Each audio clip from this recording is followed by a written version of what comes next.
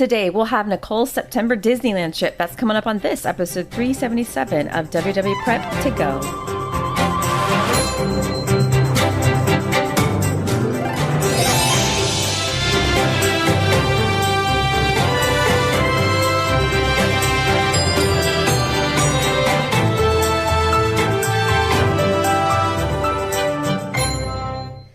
Hello and welcome to WW Prep to Go, where we talk strategy and ideas for people planning their Disney World trips and sometimes Disneyland. I'm your host, Shannon Albert from WDWPrepSchool.com. Thank you for being here for episode 377. So today is a trip report from Disneyland, which is something that has been requested a lot recently. We have obviously been doing a lot of trip reports that are tangentially related. They're adjacent to Disney World because the same kind of people that are interested in Disney World are often interested in Disney cruises. They are often interested in the overseas parks. They are often interested in Disneyland. So this is complimentary to all the Disney World content and hopefully will be interesting to you. Today I have a chat with Nicole, who is no stranger to Disneyland, but this was her first time flying, or not flying, but traveling with a toddler since her son was born a couple of years ago. So that was a whole new layer of learning. As all parents will understand, there's a lot to consider when you have little ones. As always, a reminder to follow on social media. Please search WDW Prep School on all the platforms. And without any further ado, here are my chats with Nicole. Welcome to the podcast, Nicole. Hello. We are talking on Wednesday, September 20th. I understand that you are headed to Disneyland. Yes, we are leaving tomorrow. All right. So September 21st through what? The 27th. Okay. And is this your first time at Disneyland? It will be my 6th time there and my husband's 4th or 3rd time. Okay. So definitely not first timers. Yes. And so a lot of us who are Disney theme park people, we have a home park. Like Disney World's my home park. I might visit Disneyland sometimes. Do you have a home park? So I've never actually been to Disney World. Okay. Yeah, I started listening to your podcast because I was planning a Disney World trip for April 2020. Oh. Yeah, that didn't happen. And we ended up having a kid, and Disneyland just seems so much more familiar and doable to me. So we're going back there instead. It is more doable.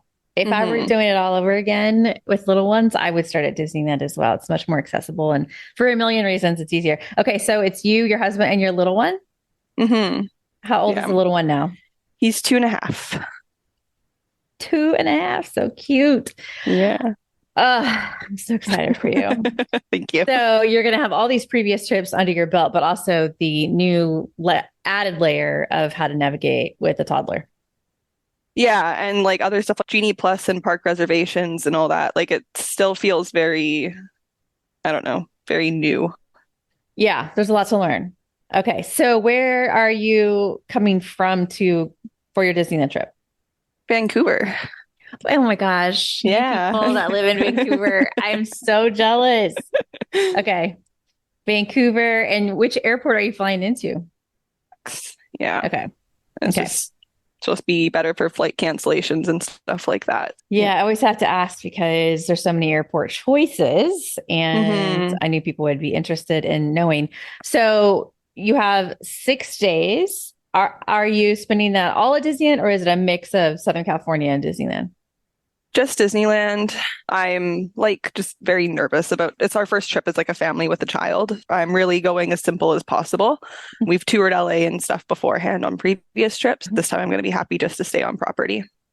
Okay, you're staying on property. Which hotel? Or not, I don't know. On property-ish. Sheraton Park Hotel. Okay, it's nearby. It was fine. Good neighbor, yeah.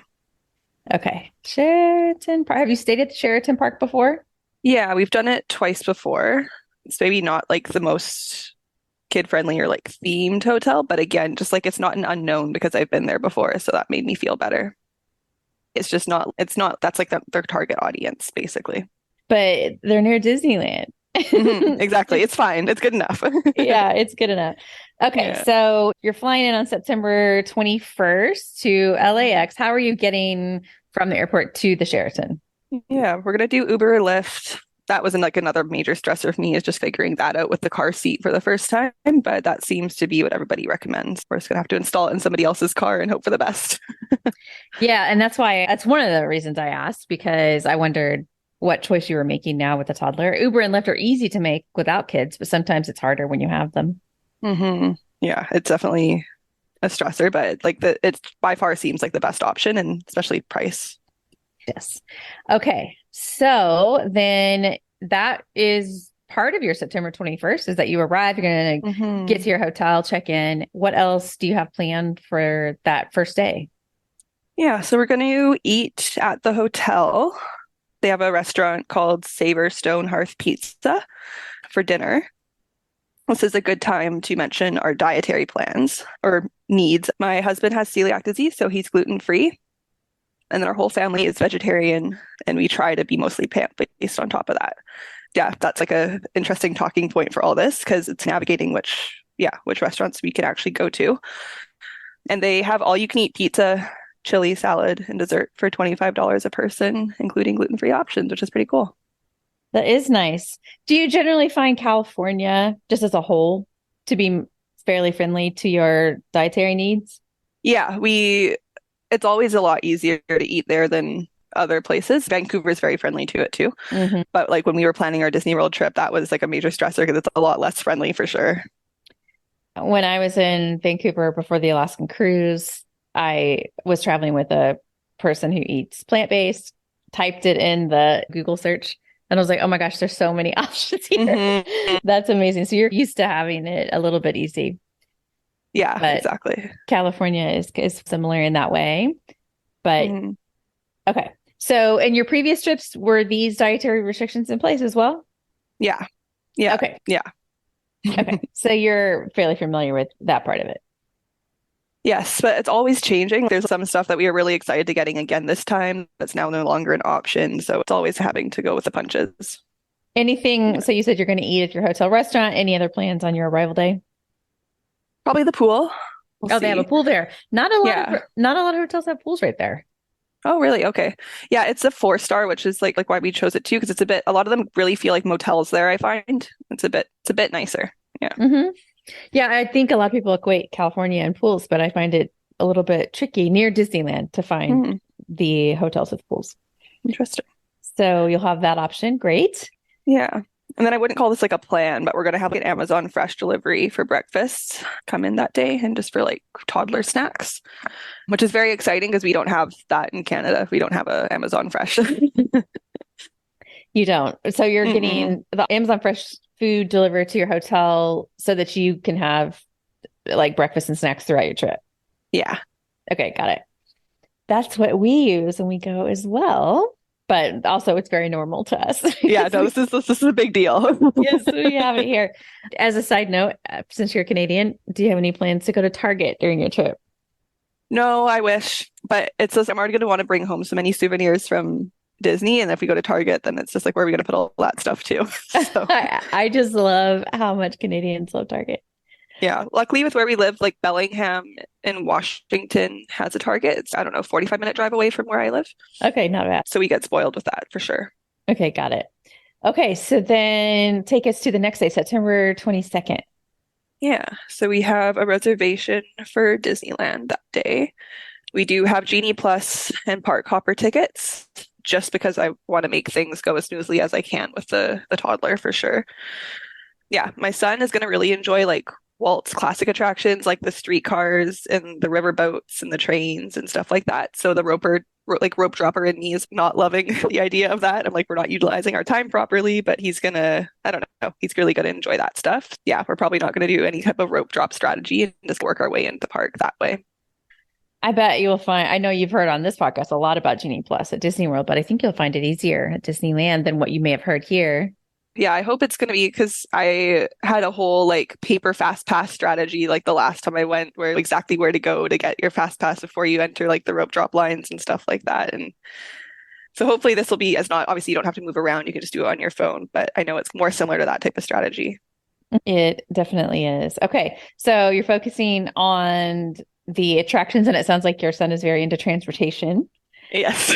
Uh, do you have any plans to do like a rider switch? So if you and your husband want to do bigger rides? Yeah, we're hoping that's another thing obviously that I haven't done before, so that'll be a learning experience. But yeah, we're gonna utilize nap time to go back and forth. We're just gonna nap in the park in the stroller and then we both take some time to do adult rides. But yeah, Indiana Jones, Matterhorn, Rise is a huge priority because I'm prioritizing stuff that I didn't get to do on my April 2020 Disney World trip that now I'm able to do at Disneyland. Yeah. And that'll also include Mickey and Minnie's Runaway Railway now. Yes, yeah, that's one of the trains that my son will like. Oh, yeah. And that is a train. That's It right. is. That is perfect. Yeah. Very kid friendly. You don't have to rider switch that one. Mhm. What other plans do you have at Disneyland? Do you have any dining plans on this day? Yeah, we have Cafe Orleans reservation for dinner at 5:30. This is a super, I think it's getting more well known, but this is a very, very important gluten-free hack. It's 2 weeks before you go, you email them and you pre-order a gluten-free veggie Monte Cristo. So it's like Oh my gosh, that's cheese, no meat. amazing. Yeah, gluten-free bread. Like my son, or not my son, sorry, my husband has never had a Monte Cristo before. I haven't either, but it's very exciting for me to get to have such a normal thing for him to eat. That's very exciting. Okay, I am headed there in a couple weeks as well with a plant-based eater, and now I'm thinking, do I contact them and ask about this? Okay, I'm making that note. That's a good hit. That's a good tip. Yeah. So Okay. and we've never done as adults, we've never done reserved dining at Disney before because there is just so many good quick service options in Disneyland. But this time we do have reservations, which is another new thing for us. How far is it between your hotel and the parks? A 12-minute walk. Okay. Yeah. So do you plan to, there's no afternoon break here necessarily. Your son's going to nap in the stroller? Yeah, he's a good napper in things that are moving. So we'll utilize that. Okay. But if you need to leave, it's only a 12-minute walk away. Totally. I can't, I'm like, this is our adult time to do what we want finally. So we might end up having breaks, but I really hope that we can just stay in the park. Okay. Anything else on September 22nd? No, that's the day. Yeah. Okay. And then the next day is Friday, September 20. Is it Friday? Saturday, September 23rd. Saturday. Yeah. So we have California Adventure reservations that day. We have a Lamplight Lounge brunch at 11:30. Yeah, I've heard really good things. I'm excited. But you must have chosen it because it fits your needs as well. Yeah, we don't have to pre-order anything. It's gluten-free and vegetarian as is, which is great. Okay. What else? Priorities will be the Baymax meet and greet for sure. My son loves Baymax. I just can't wait. He's going to lose his mind. And then the smaller car rides, hopefully he gets on there. He really hates being measured. So I don't know with the stuff with height restrictions if we're actually going to get on it, but we're going to hopefully do it. This is very interesting. He doesn't like being measured. It would be really nice if you could measure once when you go through the turnstiles and then mark him as, yes, he is 40 inches or whatever. Yeah, I reached out to the accessibility services to see if there was any possibility of that. And they just said that each cast member is legally responsible for each person that gets on the ride. So that's not going to happen. But yeah, so it was worth asking, I thought. But it makes sense. It's a big liability thing, right? For sure. Yeah, but if they did it once at the turnstiles, then that could be the liability, right? Someone did it. Yeah, exactly. But anyway, they don't have that program. They don't. Yeah. They did have a conversation with me about like how to try if I go ahead first, let the cast member know, and then if the cast member doesn't seem like they're going to accommodate us, we can ask for the team lead and then just see, to make it as positive an experience for him as possible. But yeah, I'm not holding my breath. We'll see what happens. Okay. What else? Yeah, Radiator Springs and Guardians during nap. We're definitely going to have to do Guardians. That's already like our favorite ride. So we'll have to try and do it like twice a day to get both versions of it because they have that Monsters After Dark version right now. Yeah. And Guardians in Disneyland Spirit means the Old Tower of Terror. Yes. At Disney World, it's a totally different attraction. Mm-hmm. But it's so much fun. It is. Okay. Yeah. We might hop to Disneyland later. I don't know. That's just, I wanted the flexibility for if we wanted to, but whether we actually use the park hoppers, I don't know. Do you have plans to see the nighttime shows? I'm not sure yet because my son usually goes to sleep around like 8:30 or 9, but we're debating, not debating, we're going to be prepared for if we do his bedtime at the parks and then just let him fall asleep in the stroller and keep staying there. Hmm. But he'll definitely pass out. He wouldn't stay awake for the shows. So we're going to be prepared for if we decide that we want to stay for them, but we're not. Yeah, I'm trying not to get set on that idea. Okay. Anything else on the 23rd before we hop to Sunday? That's it. Okay, then what is Sunday? Back to Disneyland. We have a Oga's reservation at 2:45. Again, that's just like continuing my Disney World bucket list. Hmm. You can do Uh, that in this case. It looks almost exactly the exactly. same. Yeah, so I'm very excited for that. Even though it's going to be very chaotic, I know, but yeah, it'll be cool. We're also, another priority for us is getting one of those silhouettes cut of my son. My husband gets me them every year for Christmas, so getting one special at Disneyland is pretty cool too. And then my husband is going to go to Oogie Boogie Bash with my son until about 7:30 p.m. And then we're going to do a kiddo handoff, and I take my son, and then my husband just gets to enjoy his time at Oogie Boogie Bash for the rest of the night. During the time where I don't have my son, I'm probably just going to do Rise. Nice. So you're doing your own switch, Yeah. your own writer switch. Have you guys done Oogie Boogie before? No. Yeah, I'm very, very excited. Okay. Although obviously I'm So, not going that night. Spoilers, I'm going later. okay, you're taking turns going to Oogie Boogie. Okay, that'll be fun. What is the next day on Monday? That's just a resort day. I've heard from local YouTubers that lands actually aren't as busy right now in Disneyland and that the Monday is the new weekend day. So Is that's that how we because chose of that. blockouts for the local APs or Magic Keys? I'm sorry, not APs. Yeah, exactly. Okay, so you're gonna hang out at the resort on Monday. We have a Halloween breakfast at Goofy's Kitchen at 9:35 a.m.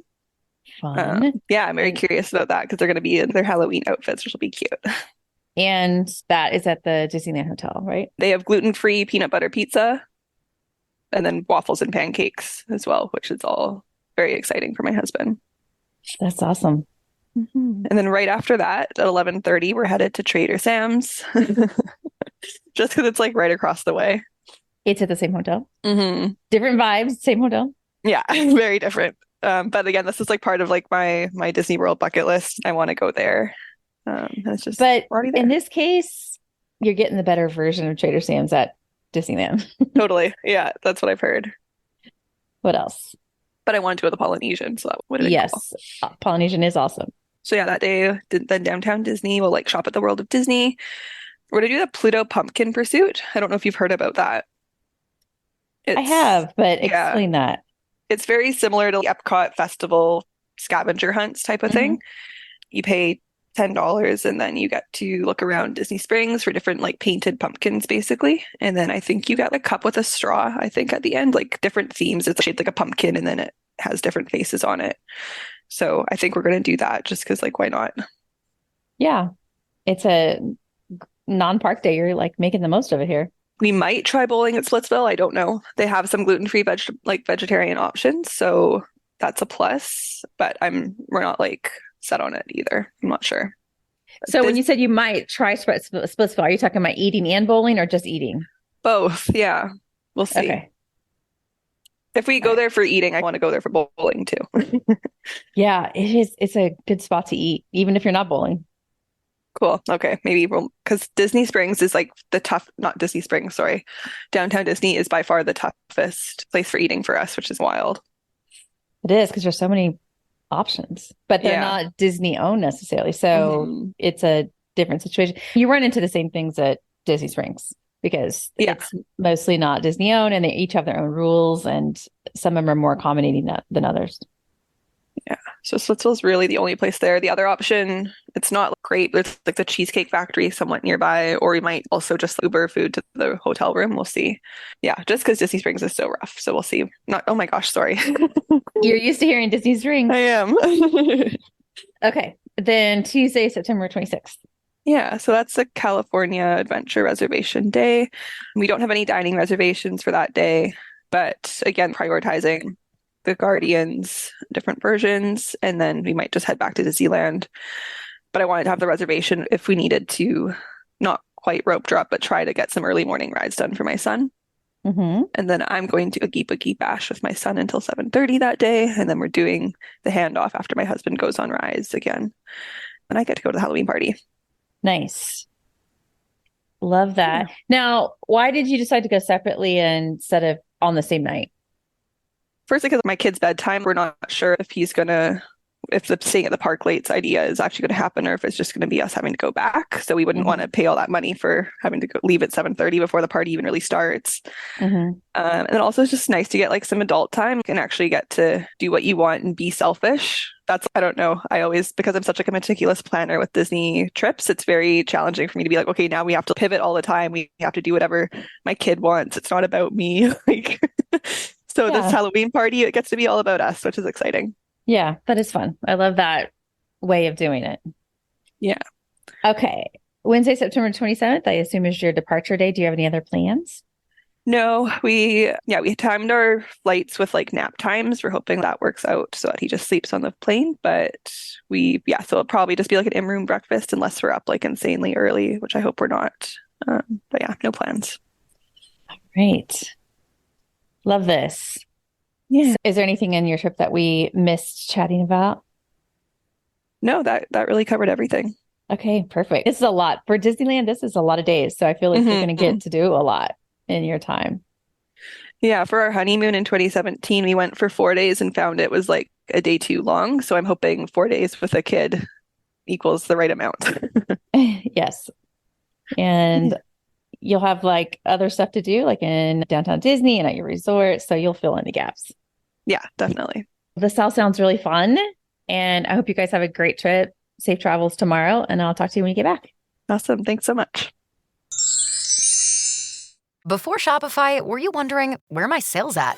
Now you're selling with Shopify, the global commerce platform supercharging your selling. You have no problem selling online, in person, on social media, and beyond. Gary, easy on the cha-ching. Oh, sorry, but my Shopify sales are through the roof. Start selling with Shopify today and discover how millions of businesses around the world use Shopify to ignite their selling. Sign up for a $1 per month trial period at shopify.com/listen. Shopify.com/listen. Welcome back from your Disneyland trip, Nicole. Thanks so much, Shannon. So I know you got back yesterday. We're talking on September 28th. How did your trip go? It was really good. It was a lot of learning and pivoting, which was to be expected with going with a kid for the first time. But yeah, also just so much more magical, which is really cool. I love that. I do feel like it is a very different kind of trip when you change up the demographics of the people going. You certainly had a new layer of things to figure out with a toddler. So let's get into the details of it. On September 21st, you were due to fly from Vancouver to LAX. Tell us about your arrival day. Yeah, we got through security and check-in and everything super fast in under 10 minutes, which was like for Vancouver, that's not normal. That was awesome. And then we got into LAX almost on time, like 10 minutes late. We got our baggage, and then we took the shuttle. It's like the LA exit shuttle to the Uber pickup area. I think it's just like a 10-minute walk normally, but of course, like we chatted about before, we had the stroller, the car seat, bags, backpacks, everything. So that just made more sense to us to just hop on that. It comes very constantly, which is really nice. I don't know, every minute or two. I have a question about the flight. So going from Vancouver to LAX, did you get to skip customs because you can do some of the steps at Vancouver to avoid that? Oh yeah, so we have customs in YVR for the US, which is so bizarre because no other airport is like that. But we go through all of that beforehand. So then we just arrive and we're just good to go. Yeah. Okay. So when you landed, it was just like if you were from the United States, there was no custom stop. Yeah. Yeah. We don't go through that area at all. Yeah. Okay. That is so interesting. I need to look more into how that works because it does seem quite random. Yeah, I think it is a special thing just probably because we are so close to the border that Americans can live where they live but still work where we are. Yeah. Okay. Going back to where you were. So yeah, I know you always talk about like Lyft versus Uber. So for us, Lyft was $20 cheaper than Uber to get to our hotel at that time, which was a big difference. So it was 65 versus 85. It took us about 45 minutes to get from getting our baggage to actually getting on the lift, which was quite a long time. So I think if you're booking dining reservations for your arrival day, definitely keep that in mind, because even just getting to the car was a slow process. And then it took an hour and a half from that point to get to our hotel, which was rough. That is rough. That's a long time. Yeah. So yeah, we got there at 5. But then we got, like our first little bit of magic was we checked in. We just got like the base rate hotel, like nothing special. But we got upgraded to a park view room, which is so cool. We had a perfect view of the Guardians Tower, the Matterhorn, and like the PIM test kitchen. You can see like parts of Cars Land and stuff like that. So that was just so cool because they told us, oh yeah, you get to see like fireworks for Friday, Saturday, Sunday from your room. It's awesome. Thank you. Yeah, that is nice. I didn't know the Sheridan Park Hotel was that close. If you look on a map, it's actually infuriating because basically Cars Land is like our backyard, but then we have to like go that whole giant loop because of all the different regulations. Super infuriating to be that close, but so far away. Yeah. But yeah, very cool view. I never expected that. Even though we've stayed there 2 other times, we've always been facing the opposite direction. So that was really special. Nice. Especially since your little one, I know we're going to get into the details, but would probably go to bed earlier than the fireworks. So if you needed to go back, you could at least see them. Yeah, exactly. I was going to say with the hotel room, the highlights would be like it was really quiet. There's tons of plugins and USBs in tables, in the bed frame, everywhere, which is nice. Mm-hmm. They had a table that could raise up and down too. It was like turned into a standing desk, which was quite neat. Surprising, or in our case, out of little hands reach. Yes, very convenient. But you've stayed here before, so were these all updates since you were there last? Yeah, they did a big renovation. I don't remember. I think it was 2020. So there was definitely little things that were not the same as before, for sure. Nice. Yeah. Tons of storage, which now as a kid, that was super duper important to have places to put things. But the biggest negative, which I think this is new from the renovation because I don't remember it from before, is the bathroom door is now like a sliding glass door versus the traditional one. So it's like when we were showering after he went to sleep, the lights just like blaring through, which was fine, but not ideal. And it's so noisy to open and close too. So you said glass? So between the sleeping area and the bathroom area is a glass door? Yeah, it was like a frosted glass barn door. I know. Yeah, I've stayed at other hotels that are like that too. And it's definitely a drawback in my opinion. And I think it really depends who you're traveling with. Like you were with your husband, so, you know, privacy wasn't maybe as important. But if your child was 12 or if you were traveling with friends or parents, like it just feels like you might want more privacy than that.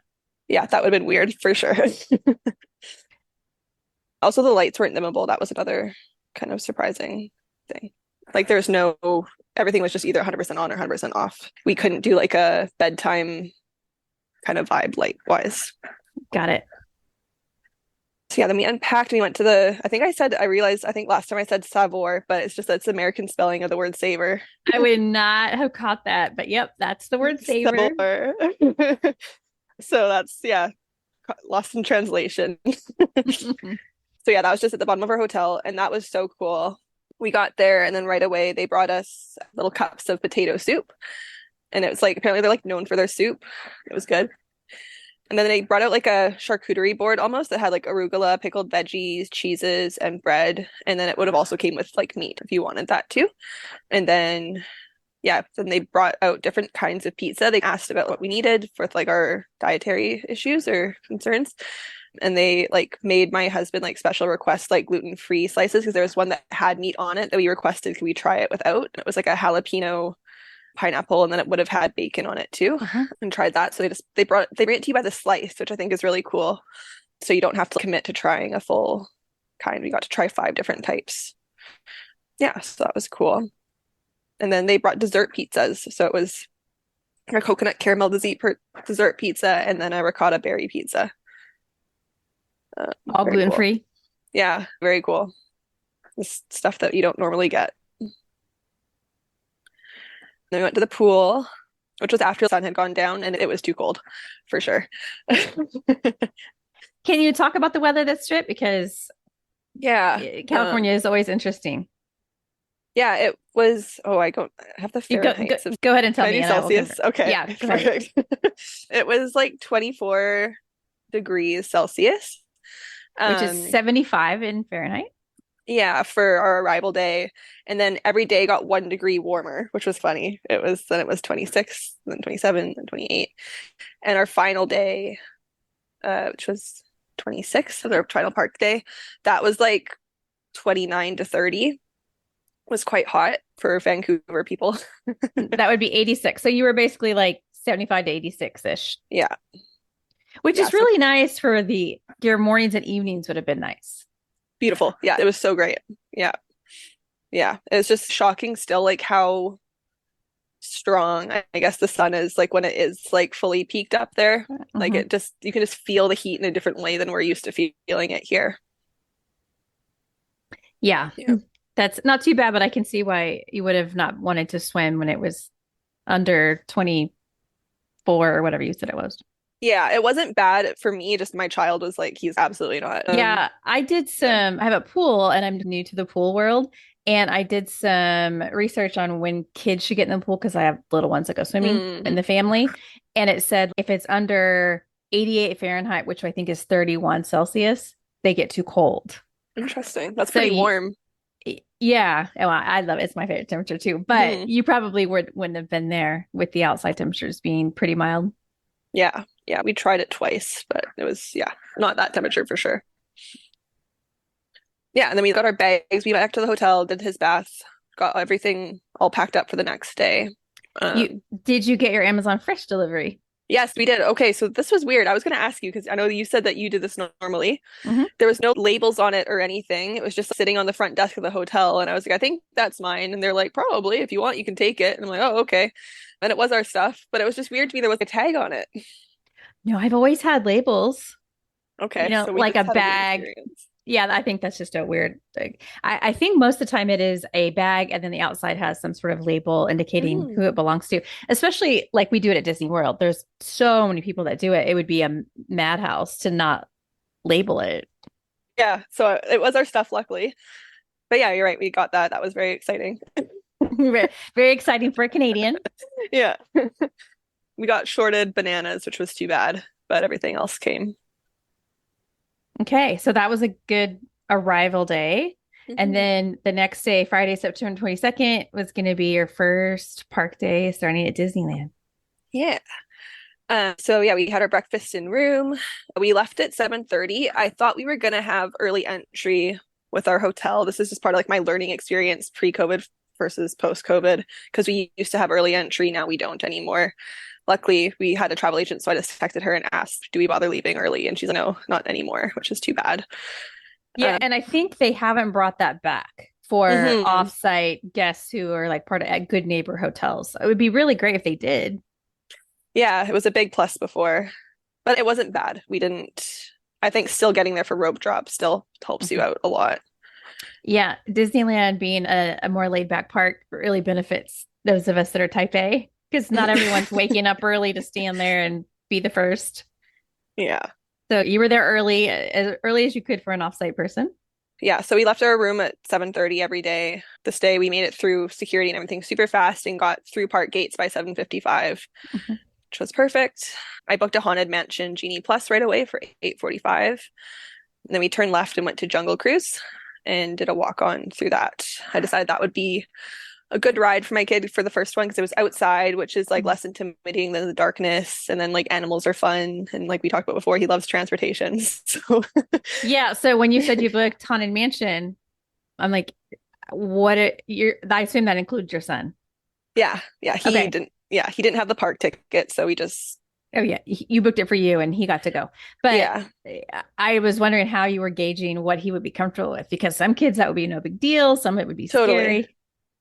Yeah, I remember I was scared when I went on it for the first time. I kept my eyes shut the whole time and was furious that my mom took me on it. But I thought we'd book it because I heard it's really hard. And it is. It's wild during the Haunted Mansion holiday how crazy the wait times get. So I was like, you know what, let's get it. And then if we have to modify it or cancel it, that's fine. But to get it would be a huge plus. So I went for it and just hoped for the best. You got a good time. Yeah. Yeah.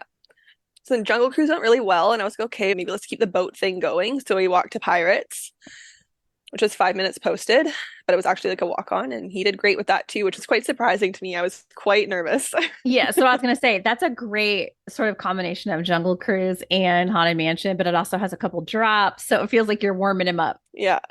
Yeah. And then I thought I was very nervous about like the bombs going off, right? But he thought, he was like, ooh, they're splashing. I love splashing. I'm like, okay, great. Yes, those are funny splashes. Yes, but that's just a great point though for people that are worried about their kids. You can frame it any way you want. Exactly. Look at those silly ghosts. Look, you can reframe it so it's not so spooky. Yeah, when we first started going on rides with him, we talked, it was exhausting, but like talking a lot during them to frame everything. So that way everything's a positive and oh, look how silly that is. And then he's oh yeah, exactly. Perfect. Yeah. Then they had like a pirates outside like playing music. He's obsessed with like instruments and like things like that. So we watched that as just like a debriefer before getting on to Haunted Mansion.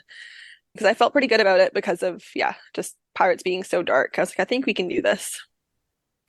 So, Haunted Mansion, I know you're not new to Disneyland. Had you ever been on this version of Haunted Mansion? No, so we usually go a week or two before it transitions into this. I'd only been on it once before then because we always end up going when it's closed by accident during the transition. My husband had been on it once before when he was 7, not really counts. I cannot imagine remembering stuff all the way back then. Yeah, he was like somewhat familiar with it a little bit. How'd it go? Good. But first, I placed Tiana's order. This was at 8:40, and I had to book it for 7 hours in advance. That was how long in advance the mobile order was already. So if anybody's going to Disneyland, get on that right away. Like I was mind blown by it.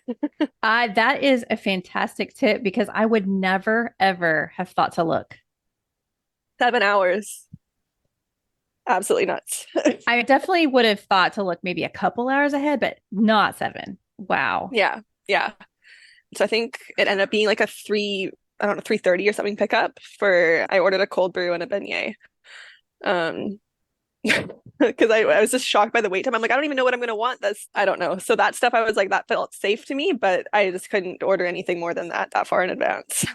Okay, so I know you can't book Genie Plus till you're in the park at Disneyland, but you could mobile order. So I'm just trying to think. Yeah. I'm just trying to think if people are going later, if they could mobile order ahead, knowing it's that far out. That would be a good thing to try when you go. Yeah, I'll be there soon, and might want to try it. Because, like for instance, my arrival day, I won't get there until the PM, like the afternoon or evening, and I'm like, what if I mobile order at home? Yeah. Yeah, I don't even know. That's just, I know that's like the newest one, but that still was just like mind blowing to me. I've never ever heard of a mobile order that far ahead. Yeah. Glad you got it in before it was completely gone. Totally. It was like, I was like, oh yeah, let's take a look. And all of a sudden my anxiety like all the way up. Oh my goodness. That's amazing. Yeah. Okay. So now I think it's time for Haunted Mansion. Haunted Mansion. My child did not like the Jack Skellington on the ceiling of the Haunted Mansion stretch room, but everything else went fine. And again, we're like, oh, look at the silly dancing and the silly hats and all that stuff. So that was all good. Also, I don't know this to be true either because I haven't been on the actual Haunted Mansion in 15 plus years, but I think with the retheming, it's much more like friendly just because these are like Santa Claus is there. It's not as big a deal as all the scariness. Yeah, that went good. And we walked to Winnie the Pooh. We tried to keep pretty actually touring the park properly this day if we were able to. It was basically a walk on as well, which was good because my son loves Winnie the Pooh. So that was a hit. And then we walked to Galaxy's Edge for the first time, which was just so exciting for me, of course. You've been waiting for this. I have. We ordered blue milk, and that was for immediate pickup for mobile order. And I know this is very controversial. So we loved it. We absolutely loved it. Everybody loved it. So that was exciting because I was very curious how I was going to land on that decision. I think if you can get the word milk out of your head, it's not milk. It's not like cow's milk or almond milk or it's like a slushy. Yeah. And then Yeah, we split up a little bit. I stayed in Galaxy's Edge exploring with my son, and then my husband went to Big Thunder because it was like a 20-minute wait. So we thought that was a good time to go there. I did a photo pass with my son with the Millennium Falcon because there was nobody there but us. So there was not a single person in the picture, which was so cool. But he was terrified of the camera, so they're not great pictures. That's funny. That's the stage that he's in right now, though. Yeah. And then I went to Big Thunder, and then we booked fast passes Genie Plus for Matterhorn for 20 minutes later. This I screwed up on because of course we were having to go individually, and it looked like there would have been like the single rider entrance, and there was only like 5 people in line for that, and we should have probably just gone through that. But there's other times where the single rider line was way longer than using Genie Plus, so I would say make sure you take a peek at that before you, definitely decide on doing the Genie Plus for it. We did the teacups because that was like a 5-minute wait still, which was great. Yeah, we were allowed to spin for the first half of the ride, and then that was too much for my son, but that's okay. Now he talks about how he got to go in a teacup, which was pretty cool. And then we went to Casey Jr. He really wanted to go on Dumbo, my son, but it was like already a 25-minute wait, which I was just like, I think he's not going to be able to tolerate that long of a wait, just knowing him. So Casey Jr. was only 10 minutes, and I was like, this is going to be great. And it ended up being a 25-minute wait for Casey Jr. And he was losing his mind. I was losing my mind. We were standing in the sun the whole time. And then we got on the train, and he was just so upset and just screamed the whole time on the train. Cool. Love this. I've heard that Casey Jr. can be really slow when they don't have the multiple trains out if you go right away in the morning. So then by the time we got out of line, there was already 3 trains on the track versus just the one. Maybe it's better to hold off on doing that one early in the morning. So then my husband and my kid went to Dumbo because I just didn't want to deal with screaming on that. And they waited in line, and he had a good time. So that was good. And we booked Indiana Jones for $255. So that was probably around 10 a.m. That was already that far out. We mobile ordered Pizza Planet. That was for immediate pickup, which is nice. You can get gluten-free. So there it's pre-made pizza slices that you can order from there. But if you are gluten-free, they make your pizza fresh for you. And it's like an individual pizza. And the crust was like, it was different from when the last time we were there. It was like a herbed crust. There was all these spices in it. It was really yummy. So highly recommend that. It wasn't filling. That's one thing I will say. You probably need multiple pizzas to get full from it. But yeah, it's a nice option still. It's a good tip too. If you want fresh food, do something that requires a special request. Yeah. No, and I've heard before that people who aren't gluten-free still order the gluten-free ones there just because it is so much better than the basic slices. Anybody should get it. So we've been waiting for the Rise of the Resistance Lightning Lane window to get to nap time for my son, just so that way we could transfer. He would just be sleeping in the stroller, and my husband and I would go to Rise while he was sleeping. But that's like the hard part with Disneyland not getting to pre-book the individual lightning lanes the same way that you do in Disney World, is I had to just keep checking back to hope it was the right window for us, and then I missed it. It was like too far ahead for what we wanted. But I just kept closing and then reopening, and then there was one for 30 minutes later, which was perfect for us. But I wish you could just select the time you're able to in Disney World. That would be really nice. And were you talking about for an individual lightning lane? Yeah. So because of trying to maximize the trip and just trying to not have one person have to spend too much time with my kid alone, it was like, that was the best option for us. What's funny is I have purchased individual lightning lanes at Disneyland and didn't realize that the time was not an option. It feels like that should be a perk of paying. Yeah, exactly. Yeah, you just get what you get with it, which is... It's just the regular lightning lane that way. Yeah, it's a major difference, which is... Yeah, I don't like it because, like you said, if you're paying like that much of money for it, it would be nice to not have to worry about it, not have to check back. So yeah, then we had to go across the park. But again, it's just Disneyland. It's not that big. It's not a big deal to go to Rise. Yeah, it was like only 7 minutes, again, with Genie Plus. But that was nice to get on so quickly. And that was just so cool. There was stuff that even though I've watched the ride in videos a bunch of times, that I didn't realize. I thought the scene where Kylo's standing over you and there's the shadows that are projected, I thought that was like part of the actual ride. I didn't realize you were like in cells for that. So it was still interesting. And I didn't realize there's like the big part where it shoots you up. That was just so wild to be there because I've watched so many videos and heard about this ride so many years. And then I'm like, look at me, I'm here now. Mm-hmm. And it's so good. It's just wild. Yeah, definitely a different experience, even if you watched it over and over in video. And of course the cast members too. It's just such a when you were at Disneyland all happy and then you enter a different room and all of a sudden everybody's mad at you. You're just like, oh wow. Listen, that upsets some kids. Yeah, I bet. Feels like you're in trouble a lot. And then I bought green milk while we were there, which we also thought was great. My husband preferred the green one. I thought they were both great. And then he went on Rise. And of course, he doesn't like neurotically plan like I do. So he came back with all mind blown by it because it's just such a big thing to experience. I don't know. That was so cool. So many characters in the Galaxy's Edge, which I know you hear about, but then you're there and you're just like everywhere you look, there's just like more people, which is just so wild. And then really high up too, which I don't really love those placements because like they're just like standing there watching you and you try to interact with them, but they can't hear you and then you can't hear them. And I don't really understand the point of it now that we're out of like the main Pandemic. COVIDness of it all. Yeah. Right. I was going to say that did become popular then for obvious reasons, but yeah, I understand why that would be frustrating now. Yeah, just like very far away. And I don't know who's even looking up that high to see them now that we're out of it and there are so many like characters on the floor. But still, just neat to be really in the atmosphere like that. Then we hopped on single rider for Millennium Falcon. It was 20 minutes for standby, so we figured it was going to be like a walk on for single rider, which it was. He got to be a pilot as a single rider. How unusual. I know. I was like, oh, you're just going to be an engineer, but it'll be fine. At least you get to do the ride or whatever. And he's, oh, I was a pilot. And I'm like, wow, that must be nice. You're one in a million. So he had fun, but it's not like an amazing ride or anything. And I did it and I was an engineer, of course. And it was like a family of five's vacation. And I was just like this random person in the corner, which is just like, ugh, why am I here? You're a fifth wheel? Yeah. Or a sixth wheel, I should say. Sixth wheel, yeah. And I think I like Star Tours better. We didn't do it this trip, but I just don't really, I don't know. I felt like I had to look at the buttons the whole time instead of looking at the screen. I was going to say that is a hot take to say that just because it is newer, but you're right. It is hard to pay attention. I think especially the first time because you're not really quite sure what to look at. Yeah.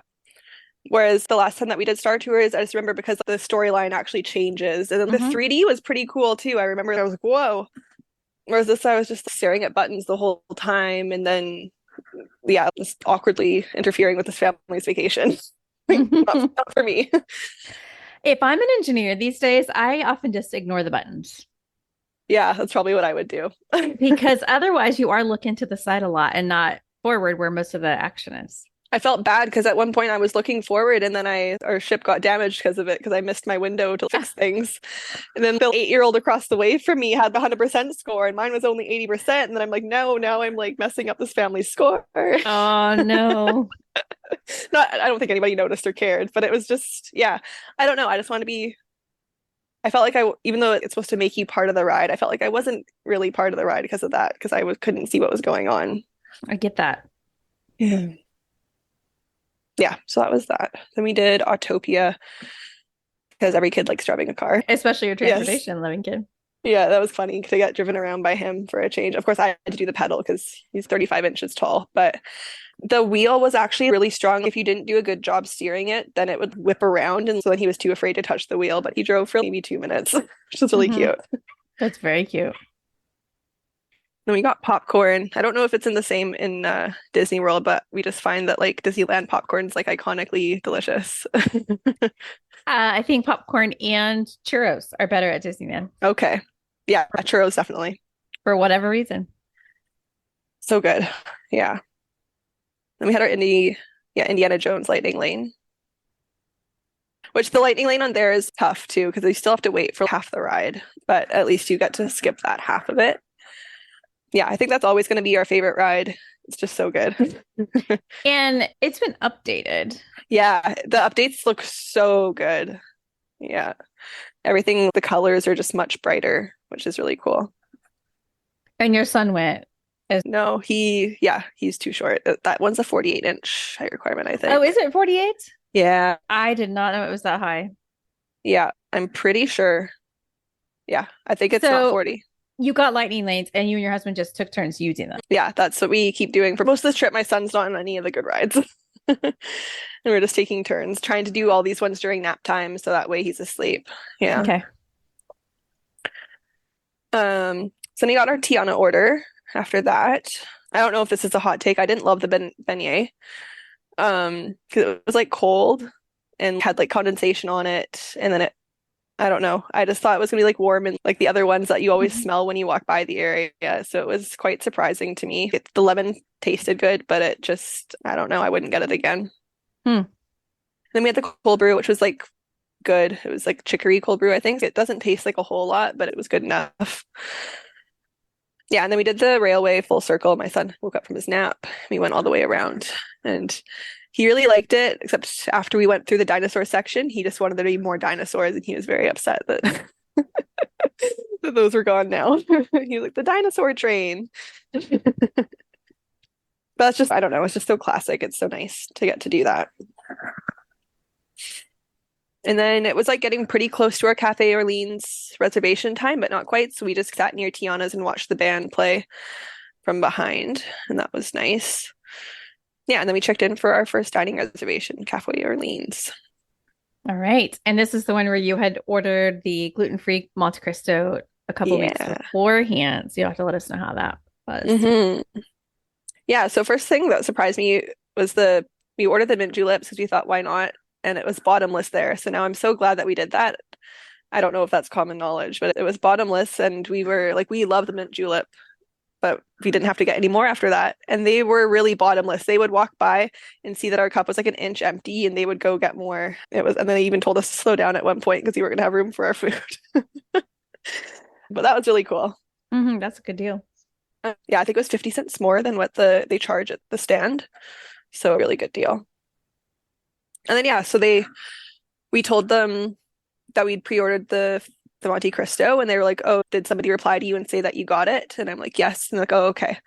So I guess some people might email but not hear back and then it's not waiting there for them. So just make sure you get a response. It comes with, you can choose your side for the gluten-free one, but the fries that they make are not gluten-free. I think they must be coated in like a flour or something. I got them and they were, a bit more to them than just regular fries.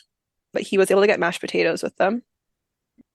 And then, I got the regular Monte Cristo with fries, the kids mac and cheese with strawberries and fries. My husband's, review on it was that you couldn't taste the bread. You could see the bread, which was nice. In the regular Monte Cristo, there's like the bread and the batter just blends in. So when you have a gluten-free thing, you always want to see that there's a difference. Otherwise, you're a bit like, I don't know. You could see the bread, but you couldn't taste it, which is a good thing in the gluten-free case.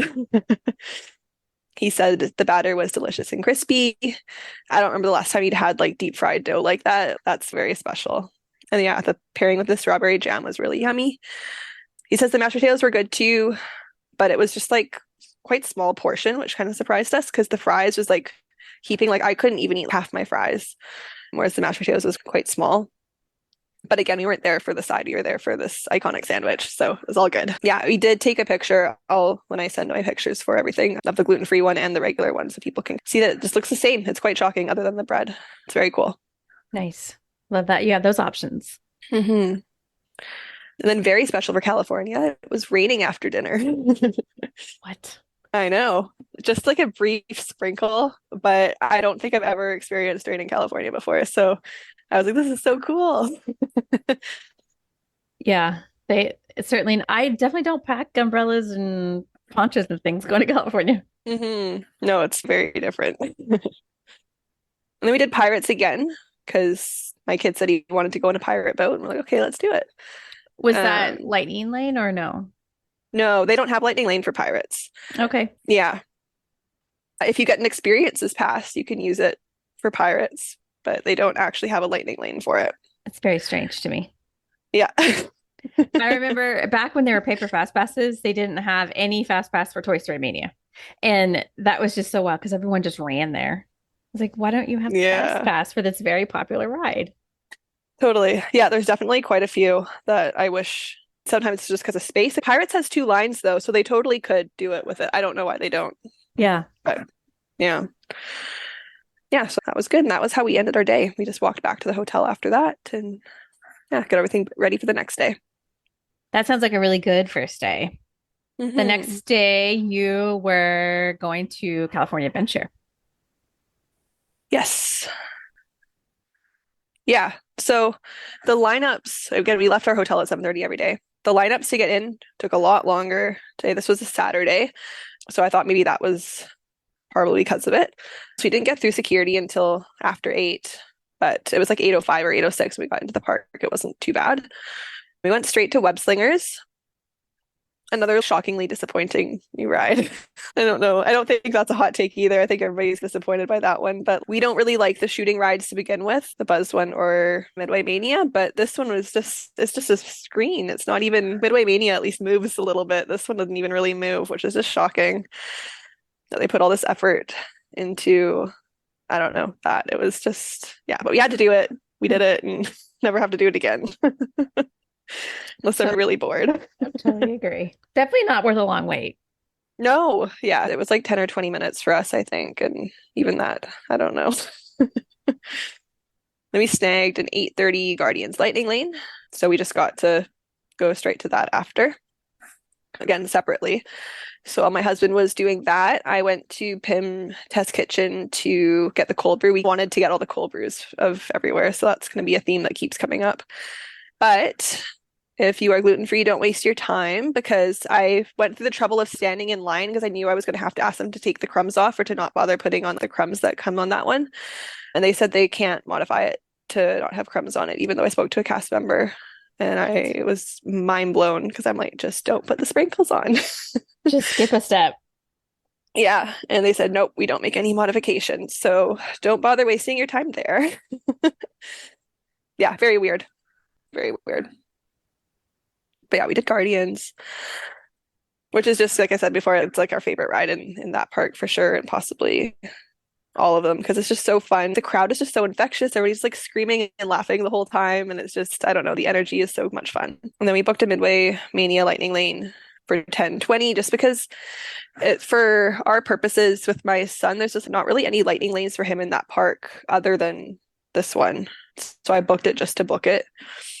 But we just kept having to keep checking back to wait for lightning lanes to be far enough in the future for the ones that me and my husband wanted, because they were all just too early. A lot of the time they were like for 5 or 20 minutes later, which didn't get us into nap time. Right. But the perk is that it's very easy to churn out there. Totally. Yeah. No, if we had been kidless, we would have done everything in, I don't know, 1 or 2 hours for sure. Mm-hmm. So we decided to rope drop Baymax. San Francisco doesn't open till 10. None of the restaurants meeting Baymax, none of the stores either, which is interesting too. So we were just like waiting around for Baymax to come. I think we were like 10th in line, and we ended up waiting like 30 minutes, which was like long, but I know that one's like really like high in demand too. So I thought it was nice to just get it done with. While we were waiting, we ordered Aunt Cass's cold brew and lemonade. Yeah, met Baymax and then picked it up. Seating was good. I think my son was still focused on the camera, so he was not really understanding the gravity of the situation and how cool it was. But he was like, whoa, he gave him like a fist bump and stuff, and that was cute. Yeah, we got him a Baymax stuffy, which he was obsessed with. It's just cute.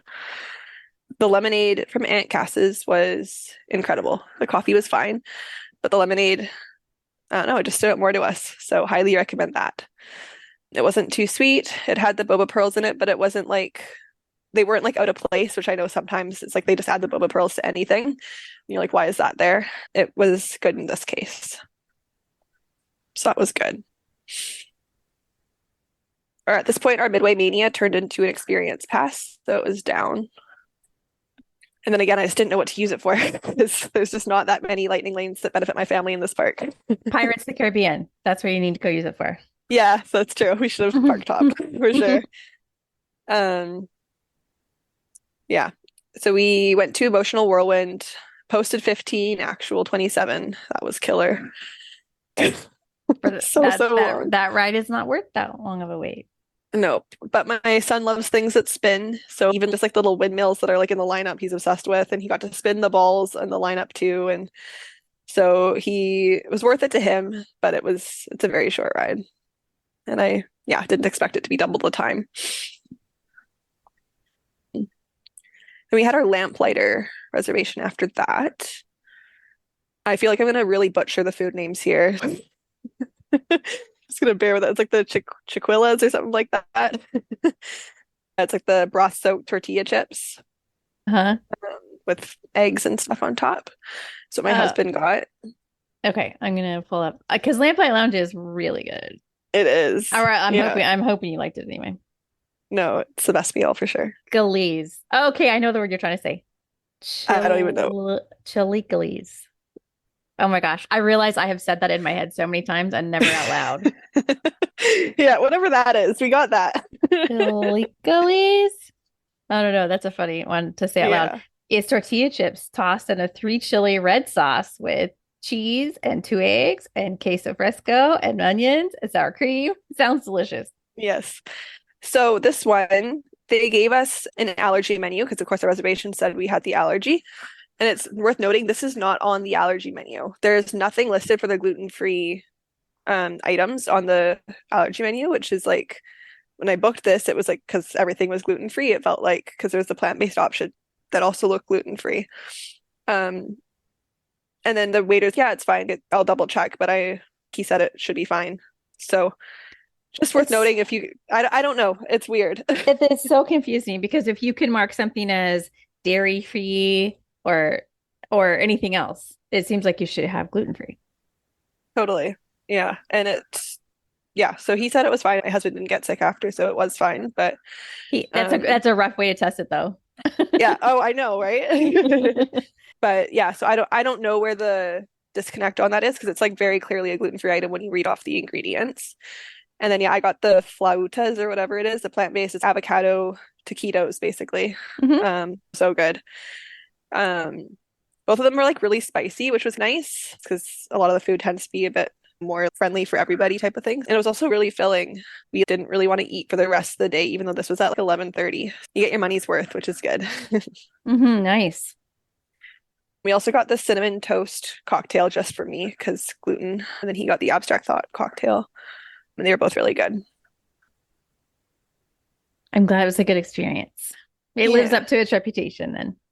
It's just so pretty too. Like we were seated on the water, like looking over it. I don't know. It's very just like a true like relaxing break, which is nice. Mm-hmm. Especially with that time of day too. I don't know how hot it would get later in the day, but at that time it was perfect. Then we decided to use the multi-pass for Incredicoaster because we were like right there.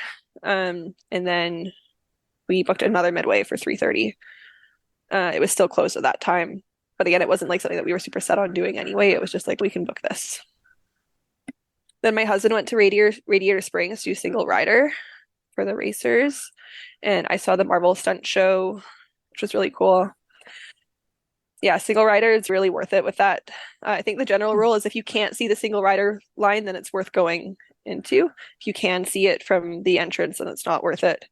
When I did it, I did a little science experiment because I had nothing better to do while I was waiting, which was counting the lightning lane ratio to standby. It was 55 to 8. So 55 lightning lanes to 8 standby people got in.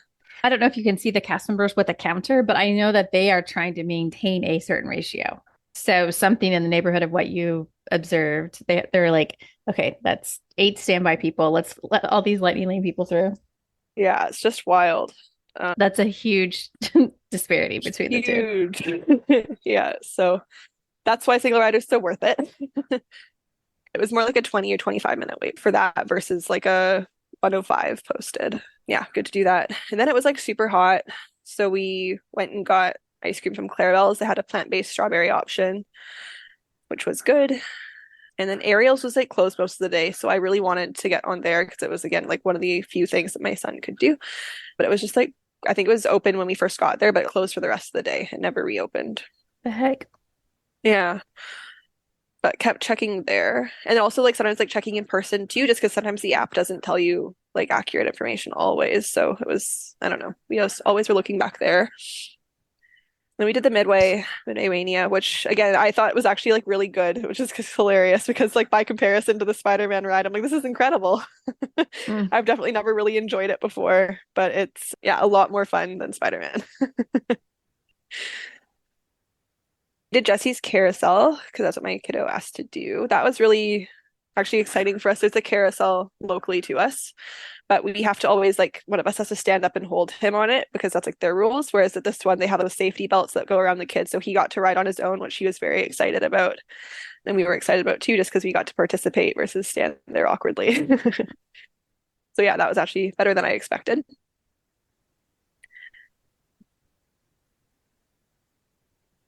Yeah, and then we booked Monsters Inc. for 4:05.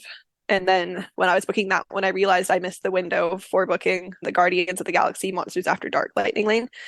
Basically, because you have to keep looking to see if it's available, but you can't book the second version of the ride until after the first version of the ride has closed down. If you don't keep checking, then you can miss it. And it looked to me like the lightning lanes for that one went all for within an hour or two, which is just nuts. But I was feeling very frustrated by that because it was just like I was just enjoying my vacation and I completely forgot. And it's just like a lot of work being on your phone so much and then having to be a mom and trying to get everything done at the same time. At that moment I was feeling, I don't know, it was just like very overwhelmed. I'm like, how can I keep doing this for another 3.5 days? It is a lot. It is a lot to manage. I always think about that with the lightning lanes. How do people do this and also take care of their kids? Nuts. But luckily, so even though our plan for the Halloween parties wasn't really to focus on the rides, I was like, okay, you know what? We're just going to let go of this because I know that we can get on it during the Halloween parties. Because of course I could have just keep refreshing and seeing if it popped up eventually, but I just was like, we're just going to let go of that one. Just going to move on. Because it was just, yeah, I don't know. It's a big shift to the last time that we were there.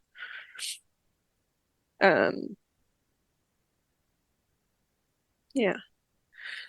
Monsters, it's crazy. Like I know people talk about a lot of the time about how the lightning lane really screws up the Monsters Inc. ride because it shouldn't be that long of a wait, and yet it always has a super duper long wait because of the lightning lane. So it was like a posted 60-minute wait when we got there, which is just so long for that ride. It's not worth that at all. We got to wait for 7 minutes, thank God. But that is appropriate. Yeah, exactly. I just don't understand who you have to if you're not paying for Genie Plus, but it's just wild how long that ride gets for no reason. But going back to the sort of disparities, Disney can throttle that, right? They can have fewer lightning lanes in order to get the standby line moving, but I guess it might inspire people to buy Genie Plus when they see it. Totally. It's horrific. Yes. And then we got in line to meet Anna and Elsa, or Anna or Elsa, because you don't know who's going to be there. We waited way too long. It got very complicated. We had mobile ordered food already for dinner, but then we were still there. We had no idea how long it was going to take because there's no wait times listed for that experience. So it ended up with me giving my phone, which had the mobile orders on it, to my husband, who then went to go get our food. I stayed there with my husband or with my kid, thinking that, okay, there's me a photo pass when we get up there because this is like the same as like the Mickey meet and greet in Disneyland. Get up there and there was no photo pass. And I'm like, did I just wait 45 minutes in this line for no pictures? But luckily, moms are amazing. I just asked another mom who was there if she wouldn't mind like texting me the videos and pictures, and she did that, which was amazing of her. So shout out to you if you're listening. Because we would 45 minutes probably. It was just That's a bummer. Yeah. And then they closed the lineup after us too. So it was good that we got in line, but yeah, it's just hard with not having a posted wait. Yeah, we ate. We weren't really hungry, like I said, but we wanted to order food just in case, because with the mobile ordering, we wanted to eat at San Francisco, but because it's still like popular since it's newer, the waits were like around 100 minutes for mobile order. So we ordered the food blindly, just hoping that we'd be hungry, and then we weren't really that hungry, but then we ate anyway. You were still hungry. You were still full from lunch. Yeah, which is crazy. It didn't seem like that much food at the time, but it was, lamplighter is great for longevity of food. So I got the sourdough bowl with the macaroni in it for Aunt Cass's. This is probably my saddest part of the San Francisco retheme, is because my favorite food used to be the broccoli and cheese soup inside the sourdough bread bowl, and they got rid of that. So the mac and cheese is fine, but it's just so carb heavy versus the nice balance of the soup. And they have a plant-based potato taco at the taco place there, which my husband got, which was really good. My kid just ate some of my bread because we were all pretty full still.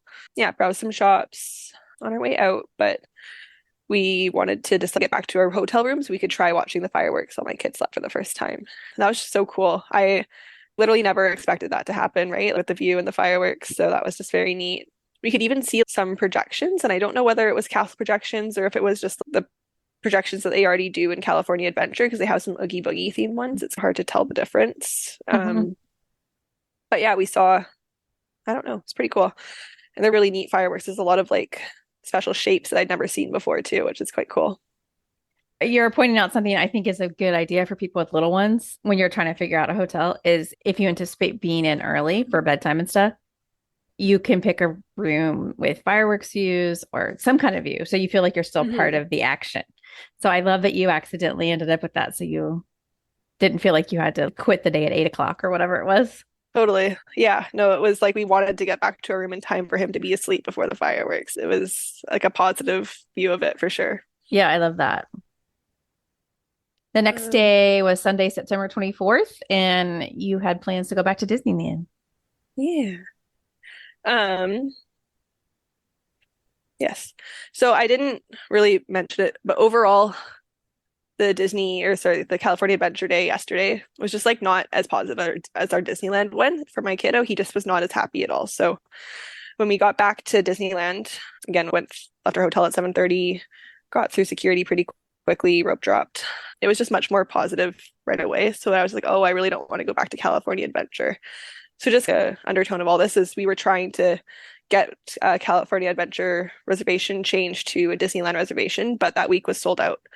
So just keeping that in mind that we're checking our phones to see if the reservation opened up, asking our travel agent to check and see if it opens up too. But it was sold out. So the stay was, the whole time we were thinking about how much better the stay was going and how we didn't really want to go back to California Adventure. You had Oogie Boogie though. Yeah, the stay was just my husband going there. Yeah. We didn't want to spend like a whole day there. Yeah, got it. Yeah. So my plan was to rope drop Mickey and Minnie's Runaway Railway. So we went straight there. But they had people standing outside of Toontown saying that they don't know when or if Mickey and Minnie's is going to open today. So we pivoted. We went to Alice, which was still a good rope drop use because that one is usually like more than 30 minutes. I wasn't unhappy about that. It was letting me book a Roger Rabbit Lightning Lane for 8:30, but that one also wasn't open at the time of park open. I actually booked it with the intention of hoping it would change to an experience pass. That's a fun strategy that I know a lot of people do. They'll be like, hey, this ride goes down. Let me book it. Yeah, it's a good idea, especially if you can get on Pirates with it, which we didn't. But yeah, it's worth a try. Yeah, so we went on Alice. That was a hit. And then we went on Dumbo right after that just because my kid likes it. And then Mickey Minnie's was still closed. We booked Indiana Jones Lightning Lane because that was already into the afternoon. And then kept checking back on Mickey and Minnie's. And it opened after we got off Dumbo, so we went straight there. But it was already a 25-minute posted wait, which is just, again, pretty long for my kid. So he went into it not super happy, and then he cried during the waterfall bit of the ride. And wouldn't stop talking about it for days. Even today, he still goes, Ollie cried from a waterfall. And there was actually another toddler on the ride with us behind us, and they started crying from the waterfall bit too. So if you're a parent of a toddler, watch out for that one. That's a great thing to know. It's just pretend. Yeah. Yeah. So then we went to meet Mickey Mouse after. We thought maybe we'd turn it into a positive because he was all sad. And that was just so good. It was just so cute. I don't know. It's just such a magical experience getting to see him be like, oh my goodness, that's him for real. And him getting like starstruck. And there was PhotoPass there. That is so cute. So when people talk about why would you take a toddler, this is why. It was, yeah, exactly. Because I was like, oh, he's not going to remember it. But the amount of joy that he had. And I was like posting to my stories, of course, while we're at the trip and everybody's messaging me about how his joy is so infectious. It really was worth it, truly. And even if he doesn't remember it, you will. Exactly. Yeah. I love that. So we tried the gadget coaster. He'd been asking to go on a roller coaster for like months before the trip. So we thought, okay, perfect. Here's one that you can go on. I think I touched on before that he hates being measured. And he hated being measured. He was crying from getting measured this time, and then it just never stopped. He just was not a fan of gadget. I think it was just because of the measuring. I don't know what would have happened if we had gotten to avoid that, but he's a very unique individual. So have you run into that before, like the doctor's office and stuff? That's where it's from, is he's had way too many doctor's appointments and surgeries and stuff for his age. So he, just associates it with a negative association. Yeah. That is very sad. And it's Yeah. also smart that he puts it together. Totally. This reminds me of that. When my daughter was that age, she didn't like dressing rooms in stores. Aww. And I couldn't figure it out why. And it was because it reminded her of doctor's offices. Small space, you close the door, you sit down on the table or the bench or whatever. And it was a panicky moment because she also didn't like going to the doctor. Yeah. That's so yeah, sad. but you just can't get around it. You can't. Sorry. Yeah. So we mobile ordered the cold brew and the pizza flopovers from Daisy's Cafe.